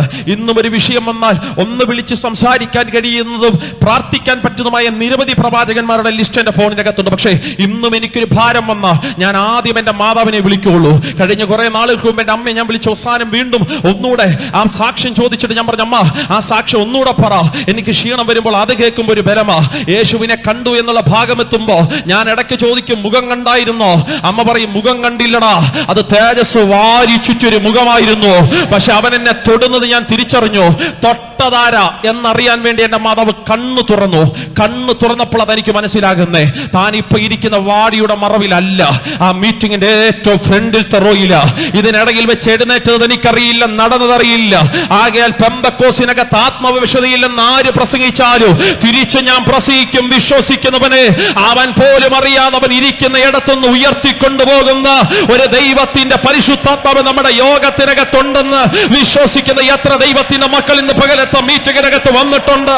ഉറപ്പിച്ചിന്ന് പകൽ ഞാൻ പറയാം, നീ ഇരിക്കുന്നത് കസേരക്കകത്തായിരിക്കാം, നീ ഇരിക്കുന്നത് പായ്ക്കകത്തായിരിക്കാം, പക്ഷെ ഫിലിപ്പോസിനെ ആസ്തോദിനകത്ത് എടുത്തുകൊണ്ടുപോയ ദൈവത്തിന്റെ പരിശുദ്ധാത്മാവ് ഇന്നും പെന്തക്കോസ് സഭയ്ക്കകത്ത് സകല മീറ്റിംഗിനകത്തും ഇറങ്ങി വരുന്നുണ്ടെന്ന് പറഞ്ഞാൽ വിശ്വസിക്കുന്ന ദൈവത്തിന്റെ മക്കൾ ആത്മാവിൽ പറ, എന്റെ യേശു ഇന്ന് പകലത്തെ മീറ്റിംഗിനകത്ത് വന്നിട്ടുണ്ട്. ഉറപ്പിച്ചു പറ, എന്റെ പ്രാണപ്രിയ ഇന്ന് പകലത്തെ മീറ്റിംഗിനകത്ത് വന്നിട്ടുണ്ട്. എന്റെ അരുമനാഥന ഇന്ന് പകലത്തെ മീറ്റിംഗിനകത്ത് വന്നിട്ടുണ്ട്. രക്തത്താൽ വചനത്താൽ ഇന്ന് പകൽ ഞങ്ങൾ ജയമെടുക്കുന്നു. കണ്ണ് തുറന്നു നോക്കുമ്പോ ആമേൻ, ക്രിസ്ത്യാനികളെല്ലാം പാട്ട് നിർത്തി തോളത്തോട് തോള് തട്ടി ചോദിച്ചു, ഇവൾ അർജുനൻ കുട്ടിയുടെ ഭാര്യയല്ലേ, ഇവളെങ്ങനെ ക്രിസ്ത്യാനിയുടെ യോഗത്തിൽ വന്നേ? എന്റെ മാതാവ് തിരിച്ചൊരു വാക്ക് പറഞ്ഞു. ആ വാക്ക് കഴിഞ്ഞ 19 വർഷങ്ങളായി എന്നെ പ്രസംഗിക്കാൻ ആവേശം കൊള്ളിക്കുന്നേ. എന്റെ മാതാവ് തിരിച്ച് ക്രിസ്ത്യാനികളോട് പറഞ്ഞു, അയ്യോ നിങ്ങൾ വിളിച്ചിട്ടല്ല ഇന്ന് രാത്രിത്തെ യോഗത്തിൽ ഞാൻ വന്നത്. ഈ പാസ്റ്റർ പോലും എന്നെ വിളിച്ചിട്ടില്ല. പകരം എന്റെ വീട്ടിൽ ഇന്ന് രാത്രി ഞാൻ മരിക്കാനിരുന്നവളാ. അവിടെ ഇരുന്നപ്പോ ഈ പാട്ട് കേട്ട വാഴയുടെ മറവിൽ വന്നിരുന്നു. അവിടെ വന്നിരുന്നപ്പോ ഞാൻ ഒരുവനെ കണ്ടു. ആരെയാ നീ കണ്ടതെന്ന് ചോദിക്കുന്നതിനേക്കാൾ മുമ്പ് എന്റെ മാതാവ് തിരിച്ചു പറഞ്ഞു, ഞാൻ കണ്ടവനെ എന്റെ യേശുവാന്ന് എനിക്ക് മനസ്സിലാ. ലജ്ജയില്ലെങ്കിൽ കരവ് ശബ്ദമുയർത്തി പറ, എന്റെ യേശു ജീവിക്കുന്നു, എന്റെ യേശു ജീവിക്കുന്നു. പോരാ ശബ്ദമുയർത്തി പറ, എന്റെ യേശു ജീവിക്കുന്നു. അത്ഭുത മന്ത്രിയായവൻ ജീവിക്കുന്നു, വീരനാം ദൈവമായവൻ ജീവിക്കുന്നു, നിത്യപിതാവായവൻ ജീവിക്കുന്നു, സമാധാനത്തിന്റെ പ്രഭുവായവൻ ജീവിക്കുന്നു, അൽഫയും ഒമേഗയും മന്ദിരമായവൻ ജീവിക്കുന്നു. ഭൂരാജാക്കന്മാർക്ക് അധിപതിയായവൻ ജീവിക്കുന്നെന്ന്, തത്വത്തിന്റെ മുദ്രയായവൻ ജീവിക്കുന്നെന്ന്, സകല പിതാക്കന്മാർക്കും ആദ്യ ജാതനായവൻ ജീവിക്കുന്നെന്ന്, ഇഷായുടെ കുറ്റിയിൽ നിന്ന് പുറപ്പെട്ടു വരുന്ന ദൈവത്തിന്റെ മുളയായവൻ ജീവിക്കുന്നെന്ന്, ദാവീദ് ഗോത്രത്തിന്റെ സിംഹമായവൻ ജീവിക്കുന്നെന്ന്, ദാവീദിന്റെ താക്കോൽ കയ്യിലുള്ളവൻ ജീവിക്കുന്നെന്ന്, അവൻ അടച്ചാൽ ലോകത്തിലെ ഒറ്റ നേതാക്കന്മാർക്കും അത് തുറക്കാൻ കഴിയത്തില്ല. അവൻ തുറന്നാൽ അത് അടയ്ക്കാൻ കഴിവുള്ള ഒറ്റ ശക്തന്മാരും ഈ ലോകത്തിനകത്തില്ല. നിന്റെ പ്രാണപ്രിയരേതാന്ന് ചോദിച്ചപ്പോൾ അവൻ പറയുക, എന്റെ പ്രാണപ്രിയൻ 10,000 അതിസുന്ദരനാണ്, അവൻ ഷാരോനിലെ പരിണി പുഷ്പമാണ്. ആ യേശു ഇന്ന് പകലത്തെ മീറ്റിംഗിനകത്ത് വന്നിട്ടുണ്ടെന്ന് വിശ്വസിക്കുന്നവർ കരവ് ശബ്ദം ഉയർത്തി ശക്തിയോടെ പറഞ്ഞ്, എന്റെ യേശു ജീവിക്കുന്നു. Jesus is alive. യേശു ജീവിക്കുന്നു. യേശു ജീവിക്കുന്നു. യേശു ജീവിക്കുന്ന ഒരു അമ്മൂമ്മ കഥയല്ല. നൂറുകണക്കിന് പെന്തക്കോസ്തിന്റെ അനുഭവത്താളുകൾ തുറക്കാൻ പ്രാപ്തിയുള്ള മാതാപിതാക്കന്മാർ ഇന്ന് പകലത്തെ മീറ്റിംഗിൽ വന്നിട്ടുണ്ട്. യേശു ജീവിക്കുന്നു. അത് നമ്മുടെ ജീവിതത്തിന്റെ അനുഭവമാണ്. ആകയാൽ വിശ്വസിക്കുന്നവർ ചങ്കത്തെ കരം വെച്ച് പറ, യേശു ജീവിക്കുന്നത് കൊണ്ട്. ഉറക്കപ്പറ, യേശു ജീവിക്കുന്നത് കൊണ്ട്. ഉറക്കപ്പറ, യേശു ജീവിക്കുന്നത് കൊണ്ട് ഞാനും ജീവിച്ചിരിക്കുന്നു. 6 അടി മണ്ണിനെ ഒതുക്കാൻ കഴിയത്തില്ല. ഇനി 6 അടി മണ്ണിനകത്ത് ഞാൻ ഒതുങ്ങിപ്പോയാലും കാഹളത്തിന്റെ ശബ്ദം ധ്വനിക്കുമ്പോ യേശു ജീവിച്ചിരിക്കുന്നത് പോലെ ഞാനും മരണത്തിന്റെ വിഷമുള്ളുകളെ അഴിച്ചിട്ട് ഉയർത്തെഴുന്നേൽക്കുന്ന ഒരു മഹാദിവസം വരും. കരിസ്മ ക്രൂസേഡിന്റെ 2ാമത്തെ പകൽ അകം തുളയ്ക്കുന്ന വിശ്വാസത്തോടെ പറ, ജീസസ് ഈസ് അലൈവ്. യേശു ജീവിക്കുന്നു. വിശ്വാസത്തിൽ വന്നാൽ മക്കളെ ആര് നടത്തുമെന്ന് ചോദിച്ചൊരു സമയമുണ്ട്. വിശ്വാസത്തിൽ വന്ന നിന്റെ മക്കൾക്ക് ആര് കല്യാണം തരും എന്ന് ചോദിച്ചു. അങ്ങനെ ചോദ്യങ്ങളൊക്കെ കേട്ട ദൈവമക്കൾ ഇതിനകത്തില്ലേ? പിള്ളാരെ ആര് കെട്ടും? എൻ്റെ അപ്പനോട് അന്ന് പറഞ്ഞ പരാതികളിൽ ഒന്നായിരുന്നു ഇത്. ഈ പിള്ളാരില്ലെന്ന്. സ്തോത്രം. ഞങ്ങളുടെ നാട്ടിലെ ഹൈന്ദവ മാർഗത്തിലുള്ള ഞങ്ങളുടെ സഹോദരങ്ങൾ എൻ്റെ അപ്പനോട് പറഞ്ഞത്, മതം മാറി ഇതിനകത്ത് വന്നാലേ ഇത് ഈ പിള്ളാരില്ലെന്ന്. സ്തോത്രം. പെന്തക്കോസ് ഈ പിള്ളാരില്ലെന്ന്. ഇത് വന്നപ്പോഴാച്ചാ മനസ്സിലായത് ഇത് ഈ പിള്ളാരുള്ളത് പോലെ വേറൊരു ജാതിയിലും ഇല്ല. ഒരു സ്തോത്രം പറഞ്ഞാട്ടെ. അതൊക്കെ കാണാൻ എന്നാ സൗന്ദര്യ. ഓർണമെന്റ്സ് ഇല്ലോ, അതൊന്നും വിഷയമല്ല. ആമേൻ. കറുത്തതോ വെളുത്തതോ കവിളൊട്ടിയതോ അതൊന്നും വിഷയമല്ല. പക്ഷെ കാണാൻ പ്രാർത്ഥിക്കുന്നവൻ ആ മക്കളെ ഒരു സൗന്ദര്യം തന്നെയാ. സ്തോത്ര. ആമേൻ. 13 ദിവസം കൊണ്ട് എൻ്റെ ചേച്ചിക്ക് ദൈവം ഒരു കല്യാണം കൊടുത്തു. കൊല്ലത്തെ ഏറ്റവും വലിയ ഓഡിറ്റോറിയത്തിലാണ് വിവാഹം നടത്തിയത്. ഞങ്ങൾ ശക്തന്മാരെ അഭിഷക്തന്മാർ നിരന്നിരിക്കുന്ന വേദിയിൽ വെച്ചാ. ആമേൻ. ഞങ്ങൾക്ക് കുറെ അമ്മാവന്മാരുണ്ട്. അതിനകത്ത് 2 അമ്മാവന്മാർ ഫുഡ് കഴിച്ചിട്ട് പോയപ്പോൾ അവർ സംസാരിച്ചുകൊണ്ട് പോകുന്ന എൻ്റെ കാതാലെ ഞാൻ കേൾക്കുക, ഇത്രയും ടേസ്റ്റുള്ള ഫുഡ് നമ്മൾ ഇതുവരെയും കഴിച്ചിട്ടില്ലെന്ന്. സ്തോത്രം. യേശു നിന്റെ ദൈവം എന്ത് ചെയ്യുന്ന ചോദിച്ചാൽ തീറ്റിപ്പിച്ച് മാനിക്കുന്ന ഒരു ദൈവം ഉണ്ട്. ഒരു സ്തോത്രം പറഞ്ഞാട്ടെ. സ്തോത്രം. അടുത്ത ചോദ്യം എൻ്റെ ചേച്ചി നോക്കി, ഇവർക്ക് നല്ല ജോലി കിട്ടത്തില്ലെന്നാ. ഇങ്ങനെ വിശ്വാസത്തിൽ മറ്റേ മാർഗത്തിലാണെങ്കിൽ അവിടുത്തെ സംഭരണം അനുസരിച്ച് ജോലി കിട്ടും. ഇത് ഈ മതം മാറി വന്നാൽ നിന്റെ പിള്ളേർക്ക് ആര് ജോലി കൊടുക്കുന്നായിരുന്നു വിഷയം. ആമേൻ. സ്തോത്രം. എന്ന് പറഞ്ഞ സ്ഥാനത്ത് എൻ്റെ ചേച്ചിക്ക് വലിയ ജോലിയൊന്നും കിട്ടിയില്ല. വലിയ ജോലിയൊന്നും കിട്ടിയില്ല. ജർമ്മനിൽ ഹോസ്പിറ്റലിൽ ഡോക്ടറായിട്ട് വർക്ക് ചെയ്യുക. ഒരു സ്തോത്രം പറഞ്ഞാട്ടെ. സ്തോത്രം. അടുത്ത ചോദ്യം, പിള്ളേരുണ്ടാകത്തില്ല. അത് ഭയങ്കര വിഷയമായിരുന്നു. ശാപം പിടിച്ച വീട്ടിൽ നിന്ന് വന്നതില്ലേ, വരത്തുവൊക്കെയുള്ള മണ്ണിൽ നിന്ന് വന്നതില്ലേ, പിള്ളേരുണ്ടാവത്തില്ല എന്ന് പറഞ്ഞ സ്ഥാനത്ത് വിവാഹം കഴിഞ്ഞ് ഏകദേശം 1.5 വർഷം കഴിഞ്ഞപ്പോൾ എൻ്റെ ചേച്ചിക്ക് ഒരു ആൺസന്തതിയെ ദൈവം കൊടുത്തു. പേര് ജുവാൻ സാം കേന്നത്തെന്ന്. ഒരു സ്തോത്രം പറഞ്ഞാട്ടെ. ഒരു 2.25 വർഷം കഴിഞ്ഞപ്പോൾ ഒരു പെൺസന്തതിയെ കൊടുത്തു. പേര് മഹിമാ സാം കേന്നത്തെന്ന്. ഒരു സ്തോത്രം പറഞ്ഞാട്ടെ. ഒരു 3-3.5 വർഷം കഴിഞ്ഞപ്പോൾ ഒരു പെൺസന്തതിയും കൂടെ ദൈവം കൊടുത്തു. പേര് മിലാന സാം കേന്നത്തെന്ന്. ഒരു സ്തോത്രം പറഞ്ഞാട്ടെ. ഇപ്പൊ 3 പിള്ളേരുണ്ട്. ഇപ്പം ഞാൻ വിളിക്കുമ്പോൾ പറയും ഇതും കൊണ്ട് നിർത്തണ്ടാ, കുറഞ്ഞത് 6 എണ്ണമെങ്കിലും വേണം. സ്തോത്രം. ശാപം പിടിച്ച വീട്ടിൽ നിന്ന് പിള്ളേരുണ്ടാവത്തില്ലെന്ന് പറയുന്ന പിശാചേ, ഉദരം ദൈവം തുറക്കുന്ന ദാനമാണ്. സ്തോത്രം. കണ്ടോ, അത്ഭുതത്തോടെ ദൈവം നടത്താൻ തുടങ്ങി. ആ വീടിന്റെ അന്തരീക്ഷം ദൈവം മാറ്റി. ആമേൻ. സ്തോത്രം. സത്യത്തിൽ അവിടെ ഞങ്ങളുടെ സാക്ഷ്യം തുടങ്ങാം. ഇത് പറയണമെന്ന് ഞാൻ ചിന്തിച്ചതല്ല. ഇവിടെ വന്നപ്പോൾ ദൈവദാസന്മാർ എന്നോട് ഒരു വാക്യ സാക്ഷ്യം തുടങ്ങണം, ഒന്ന് പറയണം എന്ന് പറഞ്ഞ കാരണത്താൽ ഈ ഭാഗം ഞാൻ അങ്ങ് തൊട്ടെന്നേ ഉള്ളൂ. എനിക്കാണ് എൻ്റെ സാക്ഷ്യം പറയണമെങ്കിൽ ഒരു 2-2.5 മണിക്കൂർ വേണം താനും. ഒരു സ്തോത്രം പറഞ്ഞാട്ടെ. വിശ്വാസത്തിൽ വന്നതിന് ശേഷം വീട്ടിൽ നിന്ന് പോകേണ്ട അന്തരീക്ഷം വന്നു. കൊട്ടാരക്കരയ്ക്ക് സമീപം ഓടനാവട്ടം എന്ന് പറയുന്ന ഞങ്ങളുടെ ജന്മദേശം വിട്ട് നാട്ടുകാരൊക്കെ ഞങ്ങൾ ഇറക്കി വിട്ടു. സ്തോത്രം. ആ ഉപദേശിയെ മൃഗീയമായൊക്കെ പീഡിപ്പിച്ച സമയങ്ങളുണ്ട്. മതം മാറ്റുന്നവൻ എന്നൊക്കെ പറഞ്ഞ് വലിയ അന്തരീക്ഷങ്ങൾ, ഹിന്ദുക്കളും ക്രിസ്ത്യൻസ് 2 ചേരിയായി തിരിഞ്ഞ് വലിയ പ്രശ്നങ്ങൾ ആരംഭിച്ച സമയങ്ങൾ. ആ സമയത്ത് ഞങ്ങൾക്ക് നാട് വിട്ടു പോകേണ്ടി വന്നു. കൊട്ടാരക്കരയെ ജനിച്ച ഞാൻ ജില്ലകൾ മാറി വയനാടിന്റെ കാട്ടുപ്രദേശത്തിലേക്ക് ചേക്കേറി. സ്തോത്രം. ഫ്രണ്ടിലോട്ട് നോക്കിയാൽ കൊടുങ്കാടാണ്. ആഹാരത്തിന് വേണ്ടി ആഗ്രഹിച്ച സമയങ്ങളുണ്ട്. അപ്പനോട് നല്ല ഹോട്ടലിൽ ബത്തേരി പോകാം, ബത്തേരി പോയി ഫുഡ് മേടിച്ചതാന്ന് പറയുമ്പോൾ അപ്പം പറയും ഏത് ബത്തേരി? ബത്തേരി പോകണമെങ്കിൽ വണ്ടിക്കൂലി വേണ്ടേ? ഇനി വണ്ടിക്കൂലി മാത്രം മതിയോ? ഹോട്ടലിൽ ചെന്ന് സ്വോത്രം പറഞ്ഞു കഴിഞ്ഞാൽ അവർ അംഗീകരിക്കുമോ? ഫുഡിന് പൈസ കൊടുക്കണ്ടേ? അതുകൊണ്ട് ഇവിടെ നിന്നാൽ മതി. പിന്നെ അപ്പൻ ആദിവാസികളോട് പറയും, ആമേൻ, അവർ കൊണ്ടുതരും കാട്ടുതേനും പാമ്പറച്ചിക്കൊക്കെ എന്നാ ടേസ്റ്റ് ആയിരുന്നു അറിയാം. ഒരു സ്വോത്രം പറഞ്ഞാട്ടെ. നിങ്ങൾ പിന്നെ ഉപവാസമായിട്ട് ഞാൻ പിന്നെ എല്ലാം പറയുന്നുമില്ല. സ്തോത്രം. അസാധാരണമായി ദൈവം മാനിച്ചു. കാക്കി അയച്ചു മാനിക്കാന്നൊക്കെ കേട്ടിട്ടില്ലേ? അതുപോലെ തമ്പുരാൻ നടത്തി. 3.5 വർഷം ഏലിയാവിനെ പോലെ വയനാടിന്റെ കാട്ടുപ്രദേശത്തിലെ ജീവിതം. എൻ്റെ കൊച്ചുപ്രായമൊന്നും ഞാൻ സ്കൂളിൽ പോയി പഠിച്ചിട്ടില്ല കേട്ടോ. സ്കൂളിൽ പഠിക്കാത്ത പുള്ളിയാണോ എന്ന് മീറ്റിങ്ങിന് വിളിച്ച്, അങ്ങനെ ഒരു ആശങ്ക ഉണ്ടായോ? സ്തോത്രം. എൻ്റെ കുഞ്ഞുപ്രായമൊക്കെ എൻ്റെ അമ്മ എന്നെ പഠിപ്പിക്കുന്നത്, സ്കൂളിൽ പോകാൻ പറ്റത്തില്ല. അമ്മൻ എൻ്റെ അമ്മാതാവ് എന്നെ സിലബസ് പഠിപ്പിക്കുന്നത്. ആരും അറിയാതെ നാട്ടിൽ വരും, എക്സാം മാത്രം എഴുതും, തിരിച്ചു കയറിപ്പോകും. അങ്ങനായിരുന്നു എൻ്റെ കൊച്ചുപ്രായം. പ്രായത്തിനൊരു ഘട്ടം കഴിഞ്ഞപ്പോഴാണ് പിന്നെ സ്കൂൾ ജീവിതമൊക്കെ ഓപ്പൺ ആയത്. അമ്മൻ എൻ്റെ മാതാവ് സിലബസ് പഠിപ്പിച്ചതിനേക്കാൾ കൂടുതൽ എൻ്റെ കാതിനകത്ത് ഓതി തന്ന ദൈവത്തിന്റെ വചനത്തിന്റെ ശക്തിയാ. അന്ന് തൊട്ട് അകത്ത് കയറിയൊരു കൊതിയാ, തമ്പുരാനെ പ്രസംഗിക്കണം, കർത്താവിന് വേണ്ടി നിൽക്കണം. സ്തോത്രം. അതിനർത്ഥം പഠനമില്ലായിരുന്നെന്നല്ല, നല്ല ജോലി ഉണ്ടായിരുന്നു. ഡിഗ്രി പഠനം കഴിഞ്ഞ് BCom ആയിരുന്നു എൻ്റെ സബ്ജക്ട്. ഡിഗ്രി പഠനം കഴിഞ്ഞ് പഠനം കഴിയുന്നതിനേക്കാൾ മുമ്പ് നല്ലൊരു ജോലി കർത്താവ് നൽകി.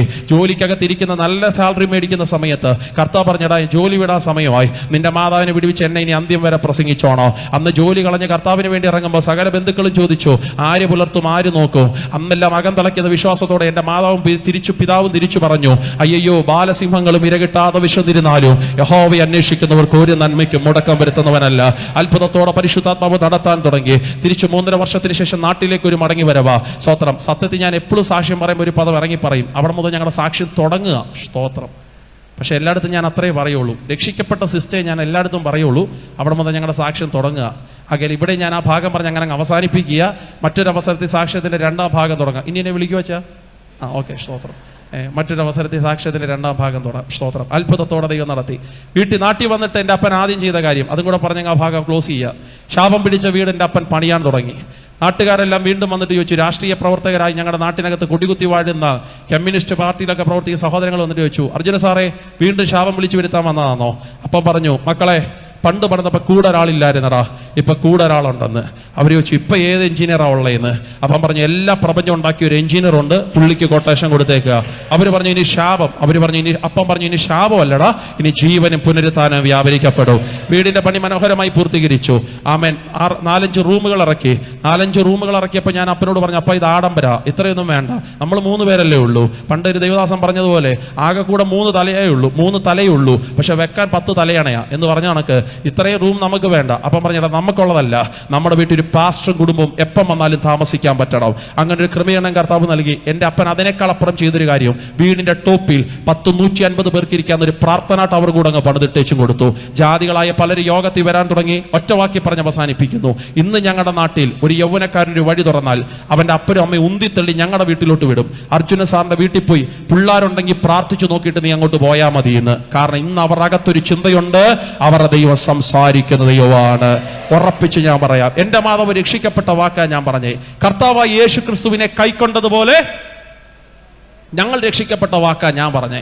ഇനി നിങ്ങൾക്ക് ഇനി 10 മിനിറ്റ് അവസരം തന്നാൽ നിങ്ങൾ രക്ഷിക്കപ്പെട്ട സിസ്റ്റം, എൻ്റെ തമ്പുരാനെ, അങ്ങനെ പറയാൻ തുടങ്ങിയ 7 ദിവസം നമുക്ക് പോരാതെ വരും. സ്തോത്രം. അതുപോലെ നമ്മൾ രക്ഷിക്കപ്പെട്ടൊരു ദിവസം നമുക്കുണ്ടായിരുന്നു. ഒരു ഹല്ലേലൂയ പറഞ്ഞേ. പക്ഷെ അടുത്ത വാക്കാണ് അതിനകത്ത് പ്രധാനപ്പെട്ട ദൈവ ശബ്ദം. അങ്ങനെ കർത്താവ് യേശുവിനെ കൈക്കൊണ്ടതുപോലെ. അത് ഓക്കെ, മനോഹരമായിരുന്നു. 6-7 സെക്കൻഡിലാണ് എന്റെ മാതാവ് യേശുവിനെ കൈക്കൊണ്ടത്. ആ വാഴയുടെ ചുവട്ടിലിരുന്ന കൈക്കൊണ്ട്. പക്ഷേ പ്രശ്നം അതല്ല, കൈക്കൊണ്ടതുപോലെ തന്നെ അവന്റെ കൂട്ടായ്മയിലും നടപ്പി എന്ന് വരെ, സ്റ്റിൽ ടു ഡെത്ത്, മരണം വരെ എന്ത് ചെയ്യണം. ഇനി നമ്മൾ വായിച്ച കുറിവാക്യത്തിൽ നടന്നാലും പോരാ. ഇനി നമ്മൾ വായിച്ച കുറിവാക്യം വായിച്ചേ, തെസ്സലോനിക്കർ 4:1. ഒടുവിൽ സഹോദരന്മാരെ,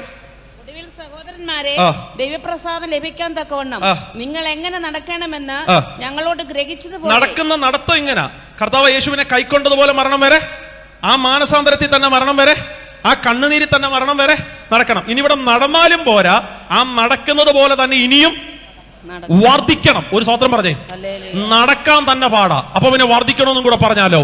പരിശുദ്ധാത്മാവ് ഇന്ന് രാവിലെ ഈ സ്ഥലം സഭയോട് പറയുന്നു, ഇങ്ങനെ നടന്നാ പോരാ, ഇതിനകത്തൊന്ന് വർദ്ധിക്കണം നമുക്ക്. ക്രിസ്തുവിനെ കൈക്കൊണ്ടതുപോലെ നിന്റെ വാക്ക് ഇൻ ക്രൈസ്റ്റ് അങ്ങനെ പോരാ. നീ ക്രിസ്തുവിൽ ഒന്ന് നടക്കുക മാത്രമല്ല, ക്രിസ്തുവിൽ നീ ഒന്ന് വർദ്ധിച്ചു വരികയാണോ. ഇന്നലെ വൈകിട്ട് അല്പസമയം നിങ്ങൾക്ക് വേണ്ടി പ്രാർത്ഥിക്കുമ്പോ പരിശുദ്ധാത്മാവ് ഈ പദം എന്നോട് എടുത്തു പറയാൻ പറഞ്ഞു. ഞാൻ സഭയെ വർദ്ധിപ്പിക്കാൻ പോകുകയാണ്, ഇരിക്കുന്നവരെ ഞാൻ വർദ്ധിപ്പിക്കാൻ പോകുകയാണ്. എത്ര പേർക്ക് ഇന്ന് രാവിലെ വിശ്വസിച്ച് പറയാൻ കഴിയുന്നുണ്ട്, എന്റെ ദൈവം ഇന്ന് പകൽ ഞങ്ങളെ വർദ്ധിപ്പിക്കാൻ പോകുകയാണ്. ഉറപ്പിച്ച് ഞാൻ പറയാം, ഈ അഭിഷേകം പോരാ നമുക്ക്. ഈ അഭിഷേകത്തെ നമുക്കൊന്ന് വർദ്ധിപ്പിക്കണം.